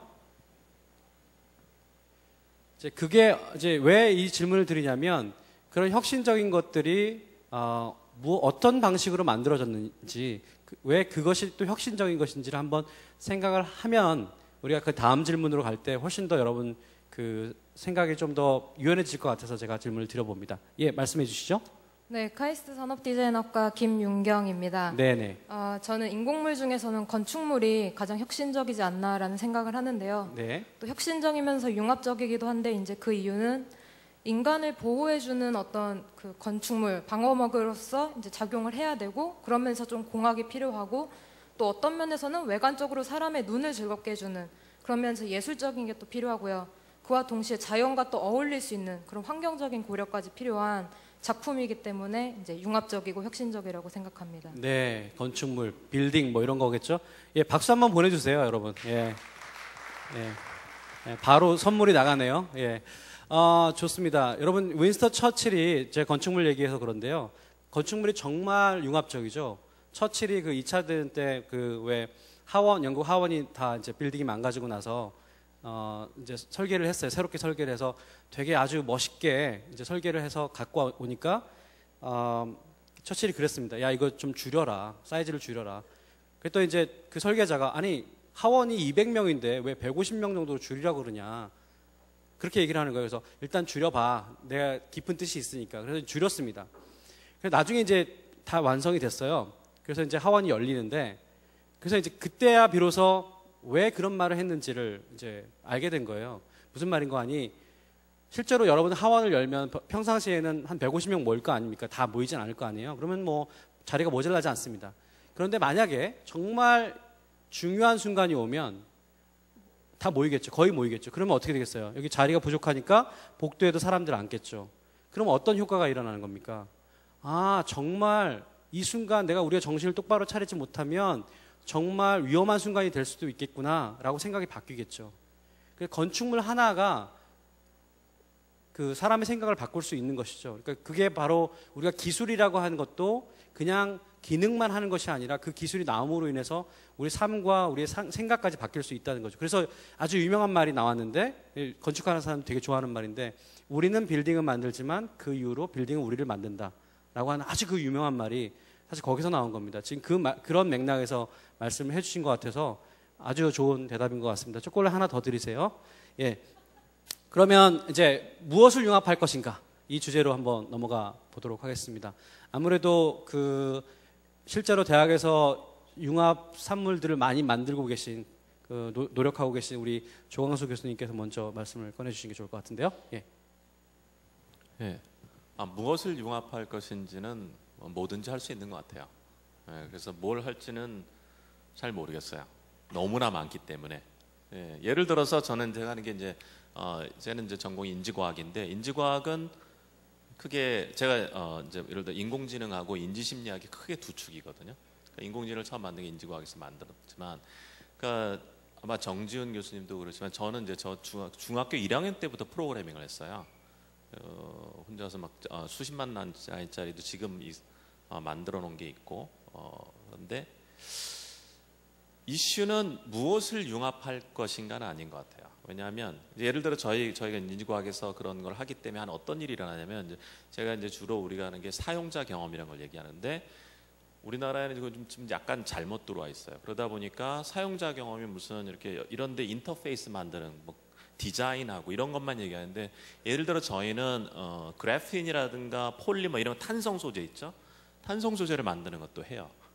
왜냐하면 사람이 쓰는 거기 때문에 사람에 맞춰서 만들어야 되고 그거는 그냥 잘 만들어야 돼라는 게 아니거든요. 거기에는 아까 이제 그 우리 장대익 교수님 잠깐 언급하셨던 그러니까 인문하고 기술이 융합하기 위해서는 그 중간에 있어야 되는 게 커뮤니케이션한 툴, 방법론, 어떤 그런 사이언스, 과학기술이 붙었듯이 그런 툴이 있어야 되는데 인지과학이 하는 거는 그런 거예요. 예를 들어서 이제 인문학이랑 뭐 그런 분야에서 있던 것들이 공학화될 수, 기술화되는 것 또는 역으로 하는 걸 많이 하거든요. 그러니까 여러분들 그 시리라는 거 많이 들어보셨잖아요. 시리, 애플의 시리를 저한테 많이 물어오는 회사들이 있는데 뭐라고 물어보냐면 어떻게 하면 시리처럼 음성인식 기술을 해야 돼요. 음성인식 기술을 계속 이렇게 얘기하거든요. 그거 아니라고 합니다. 왜냐하면 그 역사가 어떻게 되냐면 1974년도에 레이코프라고 하는 사람이 있어요. 인지과학자가 스토리 그램마라는 걸 만들어요. 그게 뭐냐면 우리가 이야기를 좋아하잖아요. 근데 사람이 왜 이야기라고 하는 스토리텔링을 잘 이해하는가라는 퀘스천을 던지게 돼요. 그러면서 아까 그 첨스키도 나왔지만 우리에게 이야기를 이해하는 구조가 있다. 그러면 그 구조에 맞는 이야기를 만들자. 그래서 그게 이제 어떻게 되냐면 나중에 이제 아까 MIT 미디어 랩 만들었던 민스키 그 인공지능을 같이 만든 뭐 거기에 프레임이라고 하는 이론도 만들고 나중에 쉔크 같은 경우는 스크립트라고 하는 이론도 만들면서 자연어 처리로 이렇게 쫙 가는 거예요. 그래서 실이라고 하는 것이 좀 만들어내려고 하는 것은 사람들처럼 하는 인터랙션, 내러티브한 인터랙션을 만드는 게 목표고 음성인식은 그 중간이거든요. 다시 얘기하면 원래 내러티브나 스토리텔링은 우리가 인문학의 분야라고 얘기를 하잖아요. 근데 그거를 기술화시키는 그런 역할들을 하는 게 인지과학이었어요. 그러다 보니까 지식을 어떻게 변화시킬 것인지 인문학이 왜 중요한 컨텐츠를 고민을 많이 하게 되는 거죠. 그런데 그런 과정이 없이 그냥 인문학하고 기술 니들끼리 융합해. 그러면 어떻게 융합합니까? 남자 여자도 만나면 그게 뭐 둘이 붙여놓으면 뭐 사랑하는 게 아니잖아요. 어려운 일이죠. 사실 그런 과정이 저희한테 많이 빠진 것 같아요. 아침에도 이동만 교수님도 언급하셨던 MP3 플레이어, 그 MP3라는 그 프로토콜, 그러니까 그 규약, 그것도 마찬가지로 사실 이런 인문학과 기술과의 만날 수 있는 어떤 매개골이라는 그 커뮤니케이션 툴들, 그냥 말로뿐만 아니라 어떤 과학이라는 것, 일단 기술화되는 이런 것들이 되는 부분이 있어야 되는 것 같아요. 그래서 그런 것을 가능하게 한다면 융합을 못할 건 없는 것 같아요. 단 융합을 못하는 것은 우리가 생각하지 못하는 것일 뿐이지 못할 게 어디 있습니까? 예. 제가 선생님 말씀 들으면서 약간 반성을 했습니다. 질문을 바꿀게요. 무엇이든지 할 수 있다, 융합은. 그러면 어떻게 융합을 할 것인지, 뭐 무엇을 융합할 것인가도 좋습니다만 그걸 어떻게 융합을 할 것인지까지 한번 또 얘기해보는. 선생님 말고요. 이제 강신주 조금 이따 드릴게요. 저를 보고세요. 강신주 선생님. 그러니까 무엇을 융합할 것인가, 어떻게 융합할 것인가, 이 주제를 묶어서 한번 얘기를 해보시죠. 그러면요. 예. 그 자연과학 기술, 현대 기술이 축복만은 아니에요. 이 기술의 과도한 발전 때문에 신세대나 젊은 사람들만 적용이 되고 이 기술에 익숙하지 못한 노인들은 죽는 거거든요. 그래서 옛날에 이렇게 자본주의가 발달해서 기술이 또 발달하고 이 이전 시대에 있어서는 모든 삶의 지혜를 어른들한테 물었어요. 근데 지금은 사실은 여기 계신 뭐 선생님들도 그렇지만 나중에 할아버지 되고 40, 50 되면요. 젊은 사람한테 이거 어떻게 작동해를 물어볼 거예요. 지금 뭐 저희는 지금 전문가고 각자 분야에 있어서 신나게 하고 계시지만 옛날에 어떤 책에 그걸 봤었어요. 그 아버지가요 돌아가셨어요. 근데 약이거든요. 심장약을 드시기만 하면 되는데 약간의 충격이 오면 그냥 드시면 돼요. 근데 죽은 거예요. 그래서 아들이 멀리 와가지고 봤죠. 왜 돌아가셨지? 약이 있는데 그 약병을 찾아보려고 그랬더니 약병이 없는 거예요. 그래서 저 마당에 나가봤죠. 마당에 표속이라고 그래서 이렇게 잔디 안 밟게 돌 놔두잖아요. 그 돌이 하나가 들려 있어요. 그래가지고 봤더니 거기 약병이 하나 있는 거예요. 그 약병을 깨시려고 그랬어요. 근데 그게 약병이 바뀐 거예요. 그때 어린아이들이 약을 먹을 수 있어서 눌러서 돌리는 약병 지금 다죠. 근데 이 아버지가 문맹이었단 말이에요. 그러니까 막 그걸 돌리려고 했는데 안 돌아가는 거죠. 문맹이다라는 책임을 운운하기보다 기술의 상태가 사실은 그런 거거든요. 지금 여기 젊은 친구들도 많이 왔지만 지금 어쨌든 그 기술을 지금 하고 있어요. 지금 사용할 수도 있고. 근데 문제는 지금 여러분들이 하는 게 우리 아버지 세대들이나 할아버지 세대들은 너무나 멀 거예요. 그러니까 제가 얘기를 하는 것들은 당장 우리 살아있는 사람들 속에서 만약에 인문적 가치가 있는 기술이다 그러면 할아버지들도 잘 써야 되죠. 돌아가신 저희 아버지가 저랑 하도 놀아달라고 그래가지고 바둑을 두시거든요. 근데 뭐냐면 요구 조건이 까다로워요. 막상 막하로 제가 져야 돼요. 그러니까 이게 너무 귀찮은 거예요. 그래가지고 제가 어떻게 됐냐면 컴퓨터에 보니까 그 한게임이라는 거 있죠. 거기에 바둑 사이트가 있어요. 그래서 그거를 접속을 시켜드리고 이렇게 했어요. 근데 저희 아버님의 심각한 문제가 더블 클릭이 안 되세요. 이거는 웃을 일이 아니세요. 지금 부모님들 더블 클릭 안 되세요. 굉장한 연습이 필요해요, 이게. 저희 아버님을 자그마치 5개월간 연습을 시킨 거예요. 더블 클릭. 그래서 하셨어요. 제가 좀 편해졌죠. 그러니까 제가 지금 무슨 얘기를 하는 거냐면 지금 우리가 발달시키는 로봇서부터 모든 기술들은 누구를 위한 건가를 보면 굉장히 협소한 인간들한테 적용되는 거예요. 이 기술이 발달해서 우리와 할아버지와의 관계가 좋아진다던가 지하철 같은 데서 할아버지들이 막 여러분들한테 함부로 대하는 이유가 뭔지 아세요? 소외돼서 그래요. 기술에서 배제된 사람들이에요. 못해요 다. 그러니까 옛날에는 농사만 짓던 그 정근대 사회, 그러니까 기술이 그렇게 발달 안 하고 전문화되기 이전 시대에 있어서는 마을에 무슨 일이 있어도 어른들이 다 개입했죠. 근데 지금은 보면은 우리도 곧 어른이 되는 거예요. 지금 기술이 발달하면서 인간 수명이나 인간이 취업할 수 있는 게 극도로 줄어들어 있죠. 우린 대부분의 시간을 무능력자, 기술 무능력자로 살 거예요. 그러면 우리가 이제 이거를 융합을 할 때 어떤 식으로 융합을 해야 되나? 답은 편해요. 저 꼬맹이서부터 저 할아버지까지 우리의 공동체가 더 활성화돼야 돼요.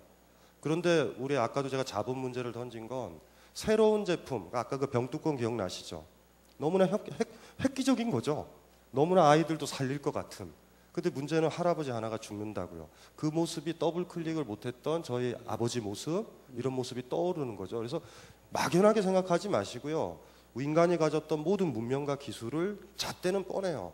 우리의 삶, 그러니까 우리의 삶을 보호해주는 우리의 공동체, 이것이 전반적으로 행복해질 건가 말 건가라는 문제고, 만약에 전문화된 기술들이 우리를 불행하게 해서 생기는 문제죠. 그러면은 그것들을 융합을 해서 우리 인간의 삶과 공동체의 삶이 더 좋아지면 되는 거죠. 그러니까 그 가치죠. 그래서 때때로 보면 기술들이 자본에 의해서 이렇게 딱 포획이 되면 진짜 신제품이 되는 거예요. 그래서 이제 그것들을 최근에 무슨 뭐 스마트폰이나 기타 등등 본다면 약간 그런 점에서 인간적 가치가 있죠. 만약에 저희 아버님께서 아직 살아계셨으면 아이패드는 씌우셨을 것 같아요. 더블 클릭은 아니에요. 그렇죠. 여러분들 더블 클릭의 무서움을 잘 모르시는데 여기 60, 70 되시는 분은 아실 거예요. 헛발질해요. 이거 잘못 눌러서 왜 안 되지? 이런 걸 들어보셨을 거예요. 그러니까 사실 그런 것이 만약에 기술이다라고 그러면 저희 아버님도 아이패드를 가지고 게임을 더 편하게 하시다 돌아가실 수 있었을 것 같다. 그러니까 그게 보면 그런 어떤 인간과 그 공동체에 대한 애정이죠. 그리고 그거와 관련된다면 지금 어쨌든 빨리 수습해야 될 게 너무 전문화되어 있는 것들을 인간적 가치로 다 돌려야 돼요. 신속하게. 왜냐하면 기술에 소외된 사람들이 대부분이란 말이에요. 지금 일부 전문가와 대학원생들을 빼놓고선 여러분들이 하고 있는 기술이 그 사람들한테 무슨 어느 정도의 의미냐면 이거에 적응 못하면 자기가 낡은 사람이 되는 것처럼 압박감이 올 정도의 기술이거든요.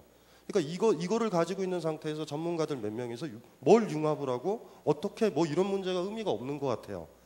저 가장 못 배운 아이도요. 너무나 쉽게 삶의 질이 높아질 수 있다라고 그러면, 그리고 어떤 기술이 발달을 했는데 삶의 질이 현저히 떨어지거나 나는 이제 죽어야 돼. 나는 무능력해. 나는 이 세상에 뭐가 필요하지? 뭐 이런 식의 어떤 자괴감을 주는 기술이라고 그러면 이거는 뭐 근본적으로 재고를 해야 될 것 같아요. 예. 누구를 위한 기술인가? 요즘 적정 기술이라는 말이 굉장히, 물론 이제 그건 개발도상국에 이제 거기에 필요한, 그러니까 하이테크가 거기에 필요한 게 아니라 거기에 정말 필요한 거는 그게 하이텍이든 로텍이든 우리가 갖고 있는 선진국이 갖고 있는 테크놀로지가 다르다. 그런 뜻으로 적정 기술이라는 말을 쓰시는데 사실은 세대마다도 적정 기술이 어떻게 보면 다른 거죠. 누구를 위한 기술인가를 생각하지 않고는 결국 기술의 발전이라고 하는 것은 불평등 내지는 일종의 불화를 만들 가능성이 높다라고 하는 그런 지적이신 것 같아요. 아주 통찰 있는 지적이신 것 같고요. 그다음에 우리 정지훈 교수님 말씀하시죠. 예, 융합을 어떻게 할 것인가의 문제인데, 융합을 어떻게 할 것인가의 첫 번째 문제는 왜 융합해야 되는가 하는 문제를 찾아내는 것에서 시작하는 거거든요. 근데 문제는 의도적으로 찾아진다기보다 이미 우리 사회하고 여러분들이 다 알고 있습니다. 그거를 어떻게 표출시킬 것인가가 이제 첫 번째 문제가 되는 거죠. 그래서 사회의 문제를 찾아내는 게 첫 번째 단계라면은, 그 다음에는 이 문제를 해결하기 위해서 우리가 얻을 수 있는 조력자들은 어디에 있는가, 그리고 어떤 기술들이 필요한가를 전체적으로 펼쳐가지고 아는 과정이 필요하고요.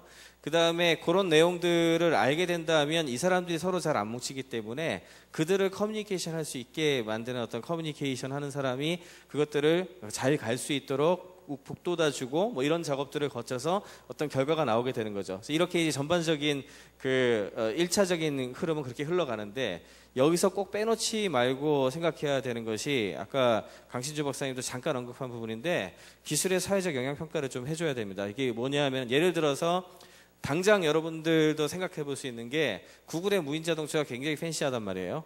구글의 무인자동차 기술이 상용화돼서 저렴하게 나왔다. 그럼 무슨 일이 벌어질까 생각해 봐야죠. 당장 일견에서 생각할 수 있는 것이 무인 택시가 생길 거고요. 택시기사 아저씨들 다 잡을 잃을 가능성이 당장 와장창 생기고요.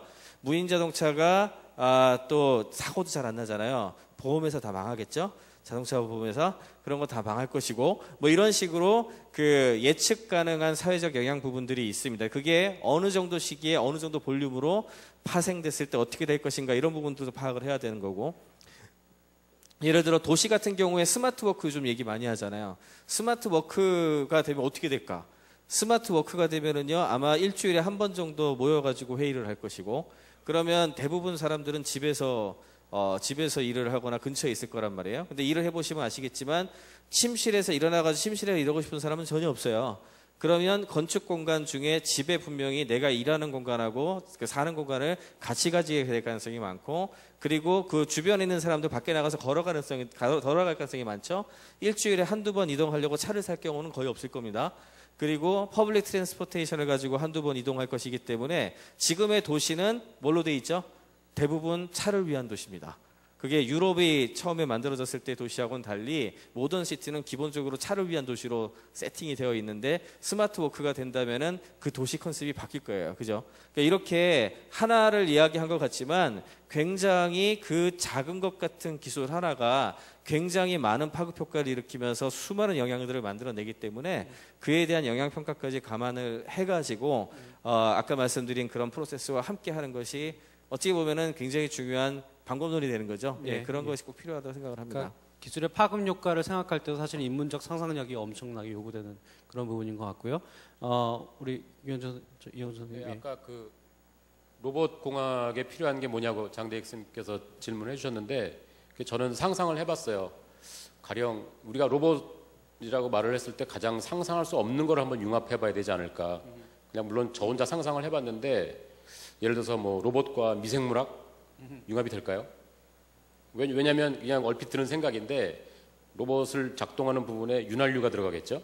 근데 윤활유라는 게 좀 시간이 지나면 분명히 성능이 저하될 거란 말이죠. 그럼 윤활유의 어떤 점성을 유지해주는 어떤 미생물을 개발한다든가, 아니면 로봇과 체육, 스포츠 과학 같은 거. 왜냐하면 로봇이 많은 어떤 움직임을 하는데 그런 어떤 스포츠적인 움직임이 필요할 것이다. 그래서 저는 가장 그 떨어져 있는 분야하고 융합을 해야 될 거라고 생각을 하는데, 여기서 문제는 뭐냐면 다른 선생님들께서 지적해 주셨듯이 커뮤니케이션에 문제가 있죠. 서로 소통이 안 되거든요. 근데 사실은 사람의 소통 자체가 많은 오해를 품고 있습니다. 같은 단어를 쓸지라도. 예를 들어서 똑같이 밥 먹으러 가자고 했는데 사실은 빵 먹으러 갈 것을 생각하면서 밥 먹으러 가자고 하는 경우도 있지 않습니까? 근데 적당히 뭐 밥 먹는단 말이죠. 그래서 제 생각에는 그런 오해를 무시하거나 부정하지 말고 거기서 생기는 삑사리들을, 그게 바로 삑사리거든요. 삑사리들을 주셔야 되지 않을까. 가령 이제 제가 유럽에 가서 네덜란드 사람하고 말을 하다가 한국 사람하고 네덜란드 사람이 사실 둘 다 영어를 잘 못한단 말이죠. 잘 못하는 영어로 서로 얘기할 때 문제점을 얘기했는데 그 사람이 뭐라 했냐면 생산적 오해라는 말을 했어요. Productive Misunderstanding이라는 말을 했습니다. 가령 제가 초콜릿 얘기를 했는데 이 양반은 시골 사람에서 죽을래로 알아들은 거예요. 그럼 나는 초콜릿 얘기하고 죽을래 얘기하다가 어떻게 해가지고 초콜릿과 죽음이 엮인 새로운 내러티브가 나오는 거죠. 그래서 초콜릿과 죽음이라는 뭐 기계도 나올 수 있고 문학 작품 나올 수 있고, 그래서 그런 그 오해 혹은 삑사리를 잘 주셔야지만 커뮤니케이션이 좀 더 풍부해지지 않을까 생각합니다. 가장 확실하게 말씀해 주셨네요. 융합은 어떻게 하느냐? 삑사리 줍기다. 예. 이제 시간이 많이 가서 일단 이렇게 했으면 좋겠습니다. 지금 선생님들이 이제 저희 어떻게 융합을 할까지 말씀하셨는데요. 이런 얘기가 있어요, 여러분. 여러분 어디 식당에 가서 저희 사람들과 같이 식사를 할 때 이렇게 메뉴판을 보고 고르면 뭐 하시겠습니까? 그러면 뭐 아무거나 주세요 그렇게 얘기하잖아요, 그죠? 그래서 그걸 노려서 홍대 어느 식당에 가보면 아무거나라고 하는 메뉴가 있습니다. 이 얘기를 제가 서양에 있는 학자들한테 한번 한 적이 있는데 정말 이해를 못해요. 정말 깜짝 놀랍니다. 어떻게 아무거나를 달랄 수 있느냐.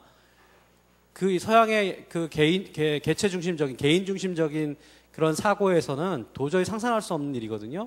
제가 이 말씀을 왜 드리냐면, 우리 융합이라고 하는 것도 사실은 보편적인 얘기이면서 동시에 특수성이 있습니다. 왜냐하면 우리가 융합을 하는 거거든요. 서양 사람들이 융합을 하는 게 아니라 우리 한국 사람들이 지금 우리 내에서 융합을 한다고 쳤을 때는 우리 문화에 있는 사람들이 융합을 하는 거거든요.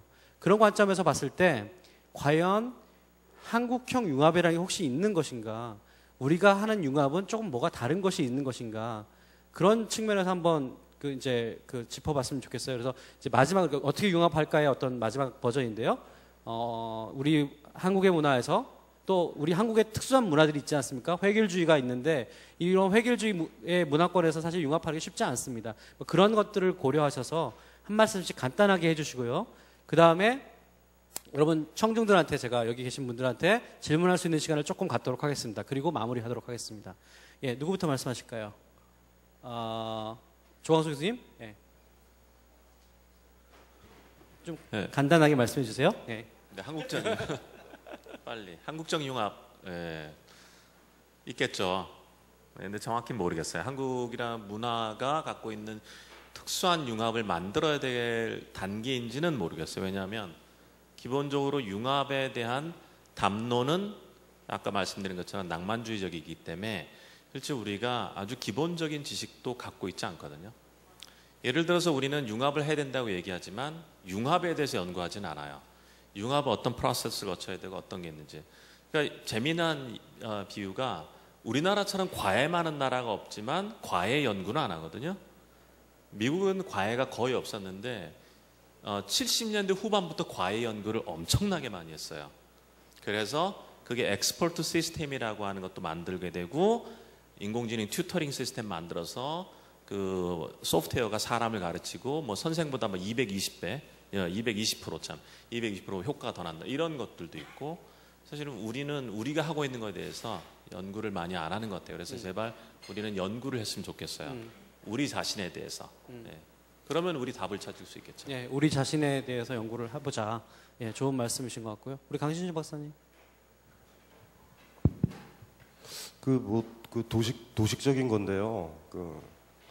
한국적 융합, 미국적 융합, 아프리카적 융합, 유럽적 융합 이렇게 또 나눠보고 싶은 욕구가 있고 그 이제 권력을 가진 사람이나 그런 쪽의 사람들은 그런 무슨 적이다라는 건 소유권의 문제예요. 그러니까 우리가 팔아 처먹을 수 있는 융합이 있는가? 융합 정신이 안 맞는 거예요. 그러니까 뭐 한류 막 그러면은 우리 소유권으로 돈을 벌겠다란 발상이란 말이에요. 그게 인류의 가치에 어떻게 이바지 하느냐라는 고민은 없어요. 그러니까 공동체의 작동 원리는요 소유권의 원리가 아니고 그 나눠줌의 원리거든요. 그러니까 융합을 한다라는 건 그 융합 당사자들 자체가 자기 기득권을 내려놓으면서부터 출발을 하는데 갑자기 여기서 한국적이 딱 붙을 때 또 누가 또 장난치는 냄새가 저는 확 나요. 그러니까 우리의 무슨 성장 동력 이런 얘기로 바로 나올 거예요 또. 그러니까 이제 B급 담론으로 또 떨어지는 거죠. 그래서 이게 어떻게 얘기해 보면은 기술이 이렇게 너무 커져가지고요. 지금은 인류라는 프레임 안에서 사유를 하지 않으면 거의 안 돼요. 그러니까 거의 안 되게 되어 있거든요. 근데 갑자기 여기서 한국적이라는 얘기를 하면 여기 아까 지경부요? 지경부 직업만 좋아하는 거예요. 뭐 차관, 장관 이런 사람들만. 우리랑 상관없이 아무 의미 없는 담론이거든요. 그러니까 이렇게 하시면 안 되고 애초에 융합의 기본 전제가 자기의 소유권과 자기의 일종의 나와바리를 깨부순다라는 거예요. 인류 공동체나 공동체와 인간을 위해서. 근데 여기에 자꾸 한국적인 걸 덧붙이죠. 이러면 한국적이라 덧붙이면 한국적이라는 소유권에 또 문제가 될 거고 이걸 또 팔아먹음의 문제가 또 생기면서 여전히 아까도 얘기했지만 제가 처음에 던졌던 문제 기술을 인간한테 돌릴 수 있을까? 그래서 혹여 새로운 제품을 만들어서 팔아먹으려는 그런 어떤 의도로 출발을 한다면 목적이 돈이기 때문에 아까도 얘기했지만 우리의 인간적 가치, 기술을 우리한테 다시 돌리는 문제, 이 문제의 깊은 층위에서 융합은요 물 건너가게 되는 거죠. 그래서 한국적 융합이라고 누가 만약에 물어본다면 이 마이크로 그냥 입에다 확 쑤셔놓고 싶죠. 지금 장난치냐고. 까칠함을 넣어서 예, 다행히 우리 차관님 가신 것 같은데요. 예, 그런 뜻으로 그 경고의 메시지이긴 하지만 제가 말씀드린 거는 우리의 문화가 서양의 문화랑 다르다면 거기에 맞는 융합 논의가 필요할 수도 있겠다라고 하는 거죠. 잘하기 위해서. 예, 그런 뜻이었습니다. 우리 정윤 교수님. 사실 저도 한국형 제일 싫어하는 사람 중에 아마 저를 잘 아는 사람들은 근데 뭐 워낙 앞에서 강하게 얘기를 하셔가지고 그 얘기는 안 하고요. 조금 부드럽게 얘기를 하면은 우리에 대해서 잘 아는 게 필요한 거겠죠. 그렇죠. 우리에 대해서 잘 알고 기본적으로 그 다른 민족들보다 자존심도 세고 그 다음에 주변에 커뮤니케이션 하는 데 있어가지고 중재자가 있는 게 조금 더 편하고 뭐 이런 특성들을 갖고 있기 때문에 뭐 그거에 맞췄을 때 조금 더 접근 잘할 수 있다 뭐 이런 정도는 있겠고요. 그보다 더 중요한 거는 실제로 자기들이 하고 있는 것에 대한 본질 가치에 대해서 고민하는 것 그게 모든 것의 출발이라고 생각을 합니다. 예를 들어서 코넬 대학의 그 폴 맥케인이라고 하는 그 교수님이 계신데 이 탄소 나노튜브 만드신 분이에요. 노벨상 탈 사람인데 좀 있으면 그 양반이 스파이럴이라고 하는 소설을 썼어요. 얼마 전에.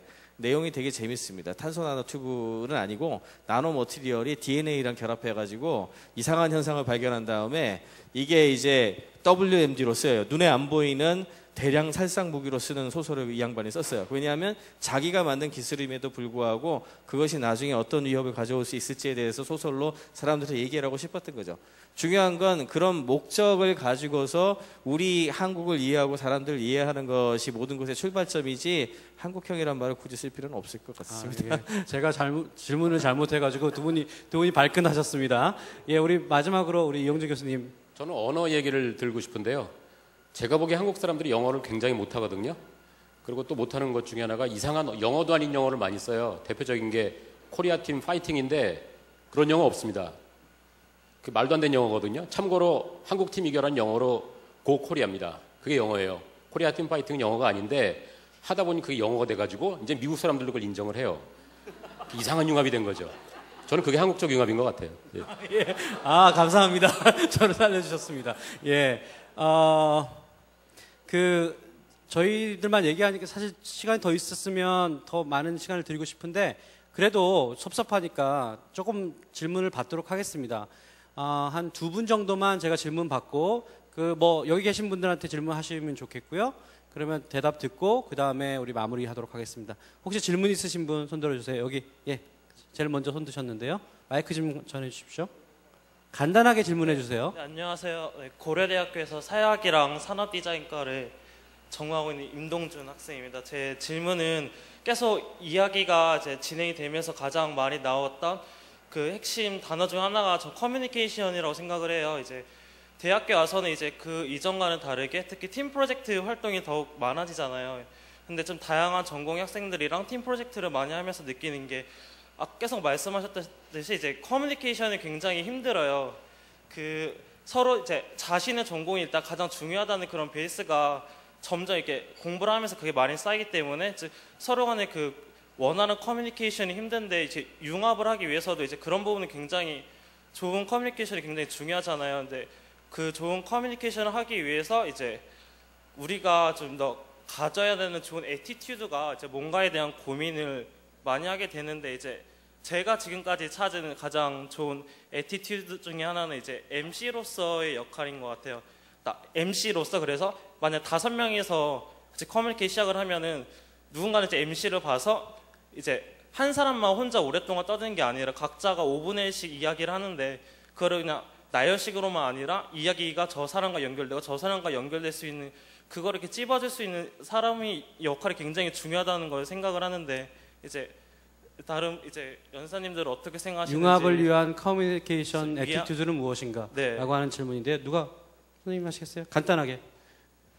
아주 정답을 말씀하신 것 같아요. 원래 융합에 대한 연구, 우리나라는 융합이라 쓰지만 영어로는 그 컨버전스란 말은 거의 안 쓰던 말이잖아요. 근데 이제 융합을 보통 협동이라고 표현을 하는데 그 학제간 협동이라고 하는데 학제간 협동에는 이제 그 기본적으로 2가지가 분류가 나뉘어요. 하나는 collaboration to learn이고 learning to collaboration에서 사람이 우리가 문제를 해결하기 위해서 협동을 하는 게 하나 있고 또 하나 중요한 게 말씀하신 것처럼 협동하는 방법을 아는 것. 그래서 아까도 제가 아까 마이크로소프트랑 협동했던 얘기 그런 것도 우리가 왜냐하면 협동하는 방법에 대해서도 알아야 되고 또 하나가 뭐가 있냐면 두 분야가 협동이 안 되는 이유는 사람의 성격도 있지만 사실 공통 분모를 만들지 못하기 때문이잖아요. 제가 모르는 분야를 항상 공부를 해야 되는 거죠. 상대방의 분야를 알아야지 얘기할 게 생기잖아요. 서로 단어도 알고 그렇죠. 또 하나가 인문학하고 기술이 융합이 잘 안 되는 이유는 사실 기술 쪽에서는 수학이라든가 어떤 포멀한 거를 많이 쓰는데 인문학적인 상당히 추상적인 용어를 많이 쓰잖아요. 사실 그것에 대해 서로 어떤 툴이 있어야 되죠. 예, 그게 없으면 이거는 정말 못 알아요. 여기서 사랑인데 사랑을 어떻게 계산하지? 이런 얘기 하거든요. 그러니까 그래서 과학이라는 단어가 필요한 거죠. 그다음 세 번째가 이제 또 여기 관련돼서 애티튜드 아까 말씀하신 특히 조직에서는 보너스 이펙트라서 내가 가진 것을 공개하지 않게 되거든요. 그냥 내가 가진 것을 공개하면 뺏긴다라는 게 있기 때문에 그런 보너스 이펙트를 줄이는 것 이러한 4가지 방법론이 융합에 바로 필요한 커뮤니케이션이 필요한 거라고 얘기합니다. 예, 강신주 선생님 좀 덧붙이실 말. 그 철학자로서 얘기를 하면은요. 그런 모임을 가졌을 때 가르치려고 들어가지 마시고요. 배우려고 들어가시면 다 해결돼요. 자기가 지금 생각하는 걸 말하려고 하는 사람은 다른 사람 얘기를 못 듣거든요. 그러니까 거기 갔을 때 난 무식하다라고 가야 돼요. 나는 거지다 이러고 가야 돼요. 거지다. 국어라로 간다. 이 자세를 가지면 학생이 박사 학위를 받아도 융합하는 데 있으실 거예요. 들으니까. 그러니까 배우려고 해야 되거든요. 그러니까 가르치려고 회의하면 안 되고요. 배우려고 들어가는 거예요. 그러면 배우려는 자세를 이렇게 취하다 보면 제가 봤을 때 거의 모든 문제가 해결돼요. 그러니까 그 겸손한 자세로 좀 들어가면은 뭐 100% 좀 잘 될 것 같아요. 예, 제가 좋아하는 책 중에 나는 학생이다라는 책이 있는데 학생의 정신 좋습니다. 마지막으로 저 맨 뒤에 계신 여학생인가요? 예, 여자분. 네, 환경부에서 온 이지연입니다. 오늘 굉장히 좋은 말씀들 많이 해주셔서 공부를 많이 했는데요.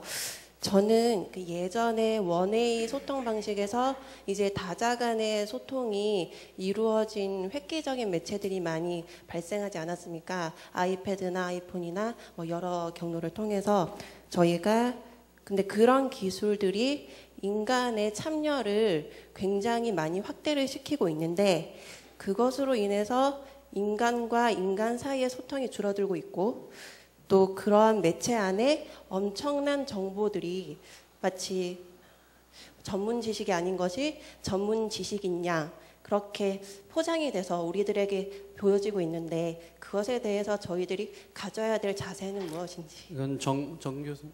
예. 사실은 어느 것이나 다 주고받고 하는 이펙트가 있죠. 심지어는 과거에 플라톤이 그 파이드로스에도 나오지만 소크라테스 같은 사람은 글을 왜 써야 되느냐는 얘기까지 했었을 정도니까요. 지금 말씀하신 대로 아이패드하고 아이폰 같은 것들을 활용을 해가지고 커뮤니케이션이 가상으로 이루어지다 보니까 인덱스한 좀 깊은 어떤 커뮤니케이션이 사라지기도 하고 그런 어떤 방향성이 달라지는 것에 대해서는 정말 많은 문제 제기가 지금까지 있어 왔습니다.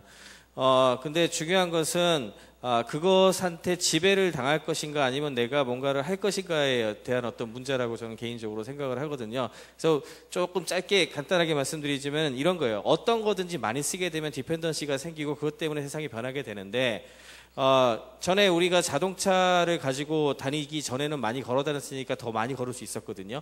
근데 자동차가 들어오게 되니까 더 적게 걸어가지고 사람들이 걷는 능력이 많이 퇴화가 됐잖아요. 그래서 몸이 안 좋아지니까 요즘 뭐 하죠? 운동하잖아요. 육체적인 운동.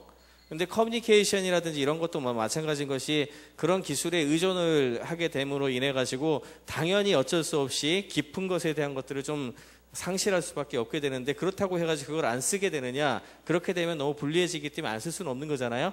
그러면은 우리 뇌가 굉장히 우리 다리 쇠약해지듯이 굉장히 좀 쇠약해지고 그런 커뮤니케이션 능력이 떨어질 텐데 그걸 방치하자고 해버리면 안 되겠죠. 그러니까 우리한테 필요한 것이 그런 것을 하기 위한 운동 같은 게 필요하다고 생각을 하는데 그런 대표적인 게 거니면서 사색한다든지 사람들하고 만나가지고 토론한다든지 또는 한 번쯤 하루쯤은 스마트폰 끄고 어디 가가지고 뭔가를 한다든지 이런 식으로 우리 자체의 능력에 대해서 생각을 하고 나를 가꾸는 노력을 의도적으로 하는 것이 그나마 현실적인 해결책이지 이거는 러다이트처럼 이건 쓰면 안 된다고 거부하는 것도 답은 아닌 것 같고 반대로 거기에 너무 의존해서 우리에 대해서 신경 안 쓰는 것도 답은 아닌 것 같고 저는 그렇게 생각을 합니다. 예, 기술이 준 결핍이 있는데 그 결핍을 채우기 위해서 사실 노력하다 보면 더 균형을 잡을 수 있지 않을까 그런 말씀이신 것 같습니다. 사실 너무 시간이 뭐 이제부터 본격적인 뭔가를 할 것 같은데 시간은 저희 다 끝났어요. 저희가 주어진 시간은. 사실 오늘 말씀을 들으면서 기술인문융합이라는 게 뭔가 결국엔 인간적인 기술, 인간을 위한 기술, 또 그 인간이라는 것이 한 주체가 아닙니다. 여러 다양한 계층들도 있고 부류들도 있는데 그런 인간을 위한 기술, 또 인간에 의한 기술 이런 것들이 바로 기술인문융합이 아닌가 그런 생각을 해보게 됩니다. 오늘 사실 저희들 대본이 없었습니다. 보통 이런 대본 좀 간단하게 쓰거든요. 근데 저희 대본 없이 다들 선수들이시기 때문에 그냥 맨 정신으로 나오셔서 이렇게 멋진 토론을 어제 술을 하셨답니다. 예. 그래서 저희가 재밌으셨어요? 예, 아마 이분들을 또 각자 또 융합의 노력을 하시는 분이기 때문에 여러 매체를 통해서 만나실 수 있을 것 같습니다. 질문 있으시면 그때 질문해 주시고요. 오늘 이것으로 모든 순서를 2부 모든 순서를 마치도록 하겠습니다. 네 분 패널들 너무 감사합니다. 감사합니다.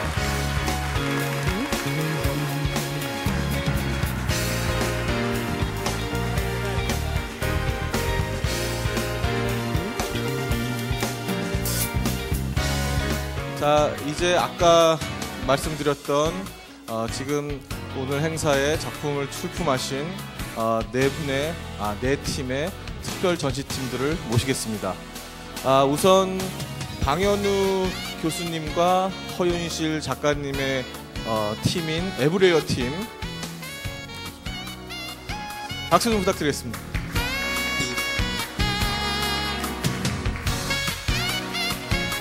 그리고 한국전자통신연구원의 김현 박사님,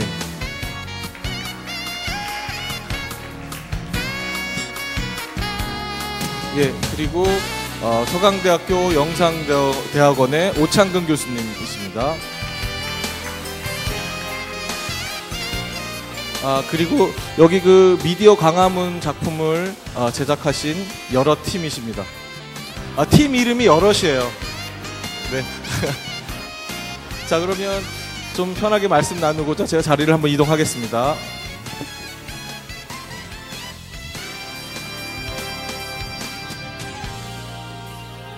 다시 한번 인사드리겠습니다. 안녕하세요. 네. 지금 뭐 다들 작품들은 다 감상을 하셨을 거라고 저는 믿고요. 좀 편안하게 이야기 한번 나눠보겠습니다. 우선 에브리웨어 팀인데요. 예, 마이크 좀 들어주시고요. 예. 그래서 에브리웨어 팀은 진짜 그야말로 융합 부부라고 할 정도로 남편분이시죠. 방현우 교수님께서는 서울대 기계공학과를 전공하셨고, 또 지금 허윤실 대표님께서는 디자인을 전공하셨어요, 서울대에서. 그래서 두 분이 제작한 그리고 출품한 작품은 저쪽 제일 먼저 보여 있는 룸 1인가요? 거기에 놓여 있는 작품이죠. 출품된 작품인데 오아시스라고 하는 작품이에요. 모래를 이렇게 젖히면, 아이들이 놀듯이 젖히면 이제 그 안에서 이제 다양한 생물들이 이렇게 자라고, 뭐 환경이라던가 그리고 우리 어떤 다양한 생각들을 같이 한번 공유해 볼 수 있는 그런 작품인데요. 상당히 모티브가 참신하고, 참 어떻게 보면 우리가 예전에 놀이터에서 모래를 이렇게 해치다 보면 무엇인가 나올 수도 있지 않을까라는 그런 막연한 기대라던가 뭐 이런 것들이 막 생각이 나는 그런 작품인데요. 어떻게 그런 모티브를 찾으셨는지, 그리고 그 모티브를 구현하기 위해서, 실현하기 위해서는 어떤 과학적인 그런 기술적인 해법을 찾으셨는지 말씀 부탁드리겠습니다. 네, 반갑습니다. 일단 저희 작품 오아시스는 모티브를 얻은 건 저희가 디지털 미디어를 다루는 작가로서 컴퓨터 화면에서 뭔가를 보여주고, 뭐 사람들이 뭔가 여기는 센서가 작동을 할 거야, 뭐 컴퓨터 뭐 하이테크 이런 이미지를 가지고 작품에 접근하는 태도에서 좀 벗어나서 그냥 놀이터에서 모래를 가지고 놀듯이, 그리고 작품을 함부로 만져도 될까라는, 인터랙티브 미디어 작품은 기본적으로 작품을 만지고 함부로 막 건드리고 뭐 저희 작품은 주로 그렇습니다만 작품에다가 뭔가를 던지고 뭐 막 치고 막 이런 작품들을 많이 하는데, 이 미술관에 들어간 순간부터는 사람들이 건드리지 마시오라는 그 메시지에 너무나 익숙해져 있기 때문에, 그러면 사람들이 우리 작품을 아주 편안한 기분으로 디지털 미디어나 뭐 기술에 대한 거부감, 그리고 그 미술품을 만지면 안 된다라는 그런 불편한 마음을 모두 사라지게 할 수 있는 매체는 뭐가 있을까라고 생각했을 때 저희 머릿속에 모래가 떠올랐어요. 왜냐하면 모래는 어느 곳에 놓여있든 어떻게 놓여있든 사람들이 일단 만지거든요. 그래서 사람들이 모래를 보고 하는 가장 자연스러운 행동에 대한 반응을 우리가 보여주면 어떨까, 그 반응을 굉장히 아름다운 방식으로 보여줄 수 있으면 어떨까라는 생각에서 작품을 만들게 되었고요. 작품의 작동 원리는 흰 스크린, 빛이 나고 있는 흰 스크린과 검정색 모래의 빛의 대비를 사용해서 카메라를 설치해서 밝은 부분에서만 생명체가 자라나도록 프로그램을 했고요. 그리고 생명체들은 아주 간단한 인공지능을 가지고 있습니다. 스웜 인텔리전스라는 자기의 종족들과 몰려다니는 종류의 간단한 인공지능을 가지고 있는 생명체들이고요. 그 생명체들이 모래 안에서 자기가 모래가 젖혀진 스크린 영역 안에서만 살아가도록 하기 위해서는 그 모든 움직임들이 실시간으로 계산이 될 필요가 있습니다. 그래서 겉으로 보기에는 굉장히 심플하고 아름답지만 속으로는 그래도 복잡한 프로그래밍 원리를 사용해서 그 실시간으로 움직임들을 모두 계산을 하고 이런 방식으로 구현이 되었습니다. 뭐 궁금하신 분들을 위해서는 구현은 자바로 프로세싱을 사용해서 개발했고요. 그다음에 비전 라이브러리를 사용했습니다. 예, 감사드립니다. 보통 이제 인터랙티브 아트라고 했었을 경우에는 이제 다른 경우도 많은 사례들을 볼 수가 있는데, 우선 웹상에서, 웹 환경 속에서 자생적으로 이렇게 살아서 움직이는 그런 생물들, 한번 우리가 점을 하나 찍었을 때 그것들이 계속 스스로 움직여서 성장하고 또한 자기의 어떤 생물학적 활동들을 웹의 환경이죠, 그 안에서 해 나가는 그런 작품도 있었는데, 그런 어떤 원리랑 좀 많이 비슷한 것 같고요. 근데 무엇보다도 우리 인간적인 어떤 그 동심이라고 하는 그런 감수성을 건드리는 그런 작품이 아니었나 싶습니다. 다음은 서강대학교 영상대학의 오창근 교수님의 포트레이트라고 하는 작품인데요.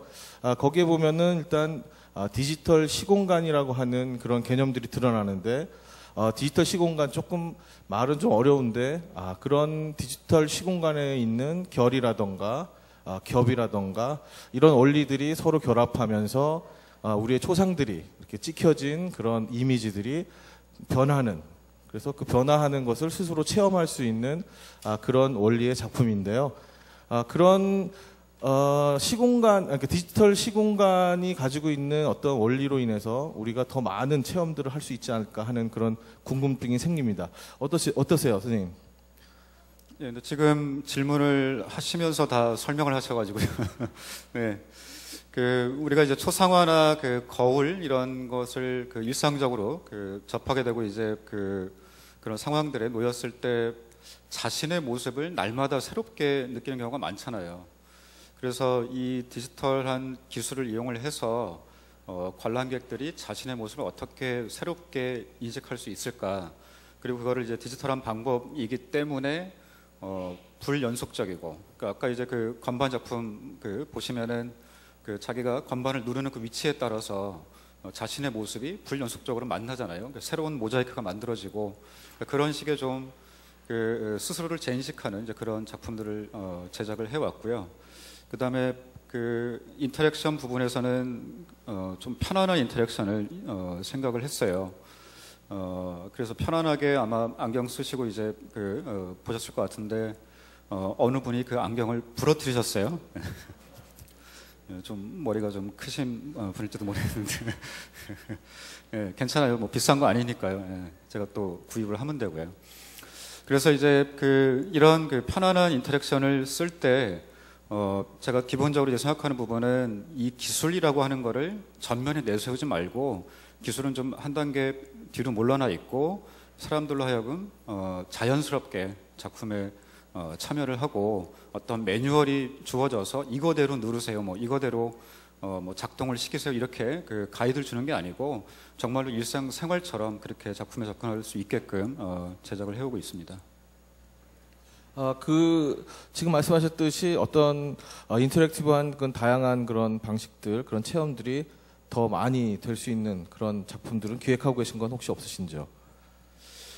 지금 여기에 이제 원래 설치를 하려고 했던 작품이 있어요. 그거는 제가 화장실에 앉아 있다가 화장실 휴지, 두루마리 휴지죠.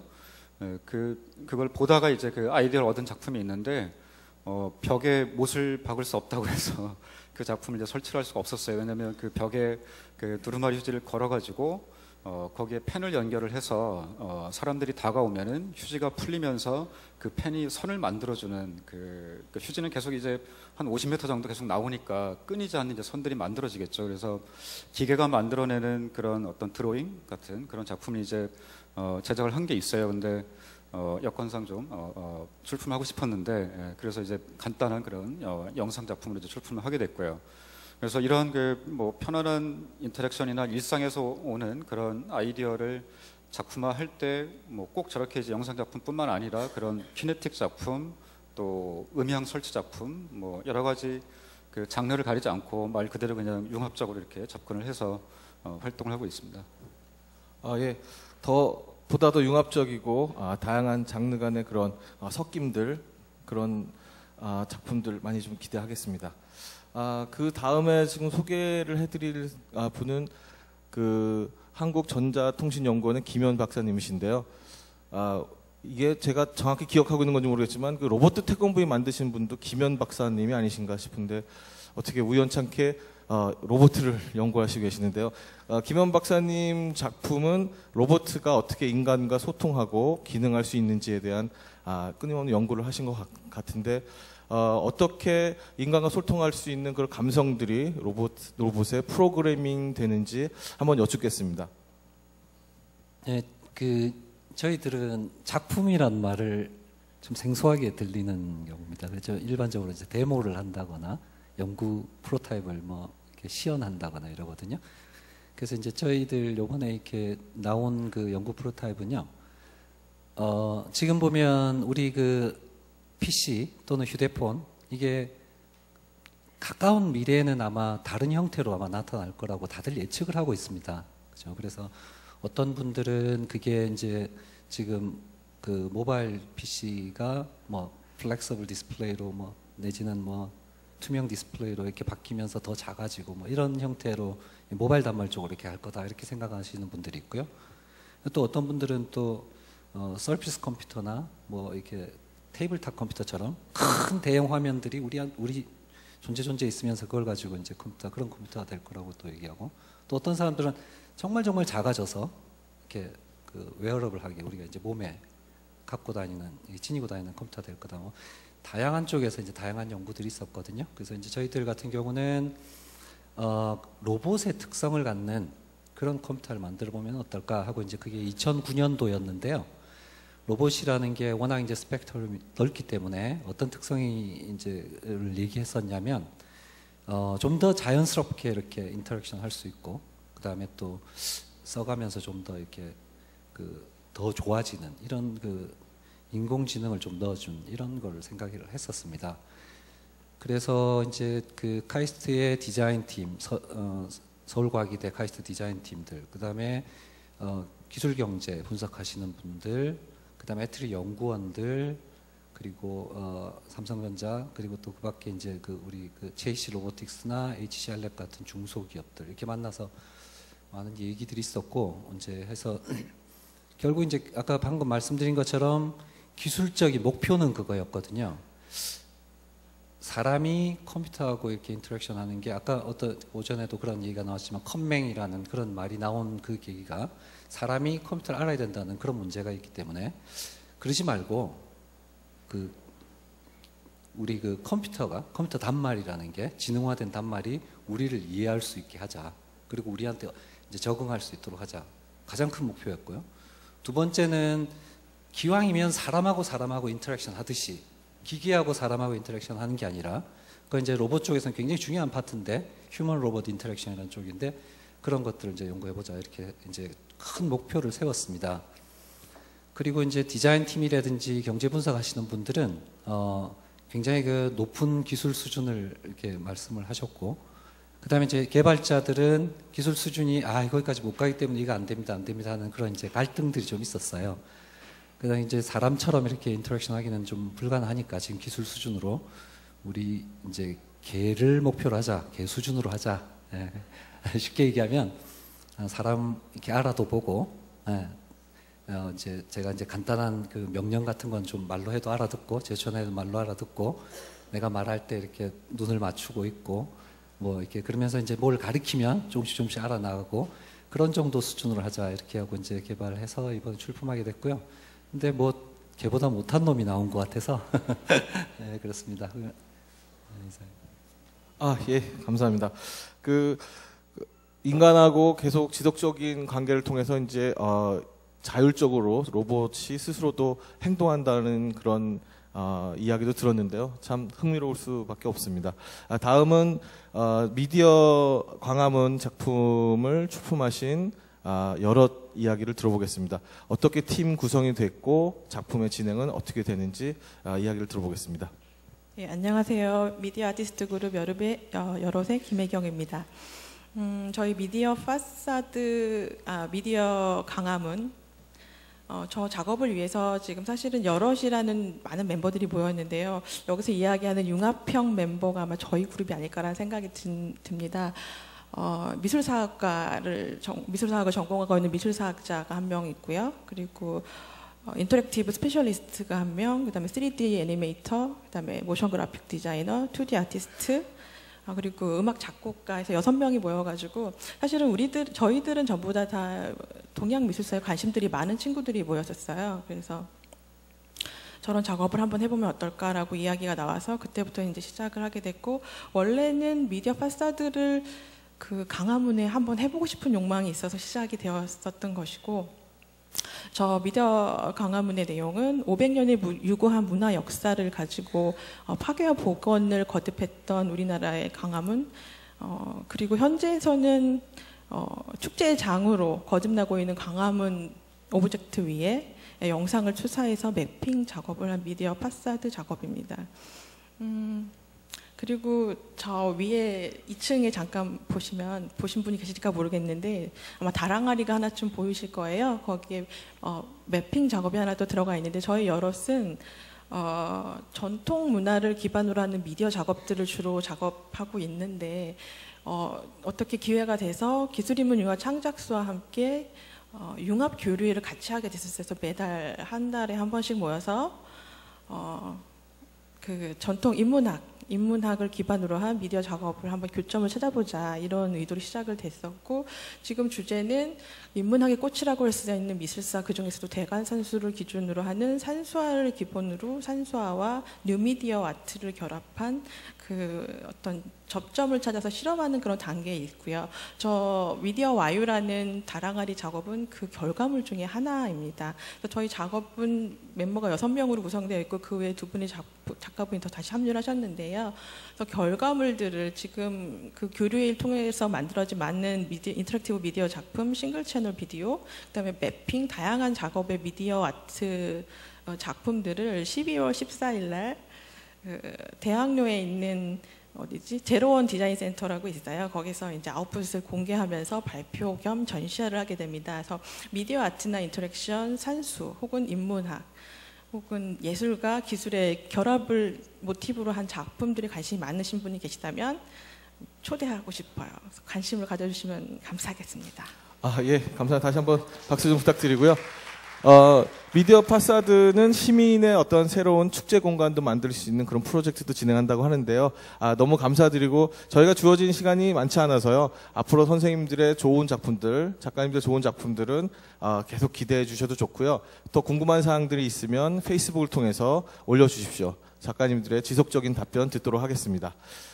그러면 지금부터는 조금 좀 재밌는 그런 행운권 추첨을 하겠는데요. 여러분들이 지금 앉아 계신 의자의 뒤쪽에는 다 번호들이 적혀 있거든요. 예, 지금 자리를 이동하시지 마시고요. 그 번호 그대로 진행하겠습니다. 지금 작가님들께서 하나씩 번호를 추첨하면 제가 불러드리겠습니다. 지금 잠깐 자신의 좌석 번호를 확인할 수 있는 시간을 잠깐 드리고요. 그리고 지금 우리 허윤실 작가님부터 추첨을 하겠습니다.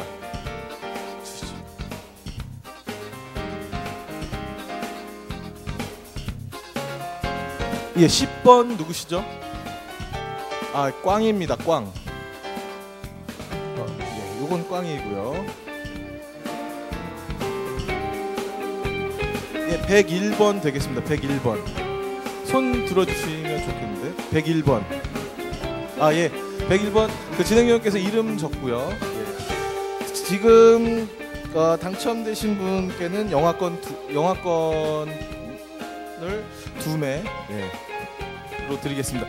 그 당첨되신 분들은 오늘 행사 끝까지 앉아 계셨다가요 나가시면서 안내 데스크에서 선물을 받으시면 되겠습니다. 다음 뽑겠습니다. 예, 김현 박사님께서 도와주시겠습니다. 예. 30번 누구시죠? 30번. 꽝이네요. 혹시 그 옆에가 비어 있는데 그 번호를 제가 부르면 살짝 옮겨주세요. 그건 괜찮습니다. 예, 그 정도야 괜찮습니다. 자, 106번 되겠습니다. 106번.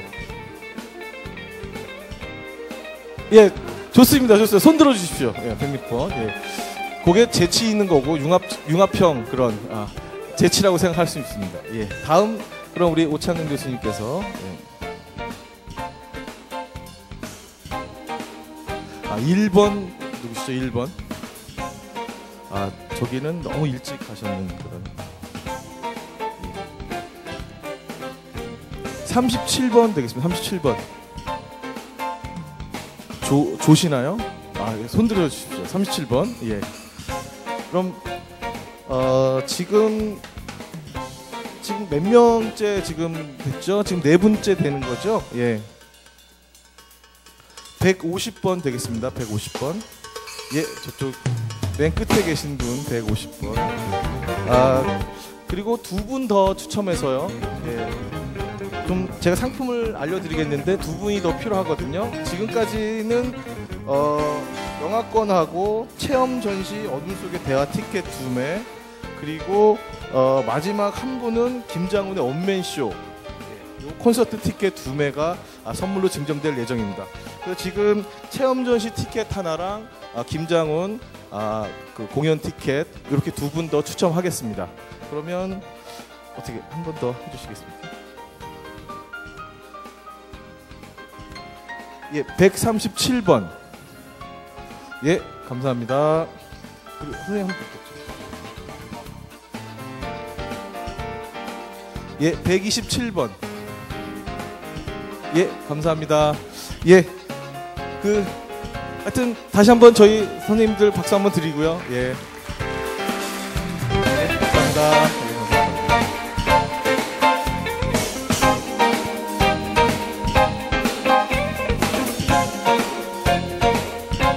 예, 다시 한번 당첨된 분들은 끝까지 잘 관람해 주시고 나가시면서 안내 데스크 선물을 좀 받으시면 되겠습니다.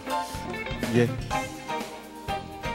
지금까지 이제 융합의 주체인 인관, 그리고 어떻게 기술적으로 이 융합을 진행할 것인가에 대한 토론을 진행했는데요. 지금부터는 이런 융합의 미래 가치는 무엇일까 하는 이야기들을 진행해 보도록 하겠습니다. 우리가 사회 산업적이고 그리고 또 거시적인 시각으로 바라보는 융합의 미래 가치는 무엇일까? 전문가들의 이야기들 한번 들어보겠습니다. 자, 그럼 지금부터 2부 두 번째 토픽인 미래 시작하겠습니다. 감사합니다.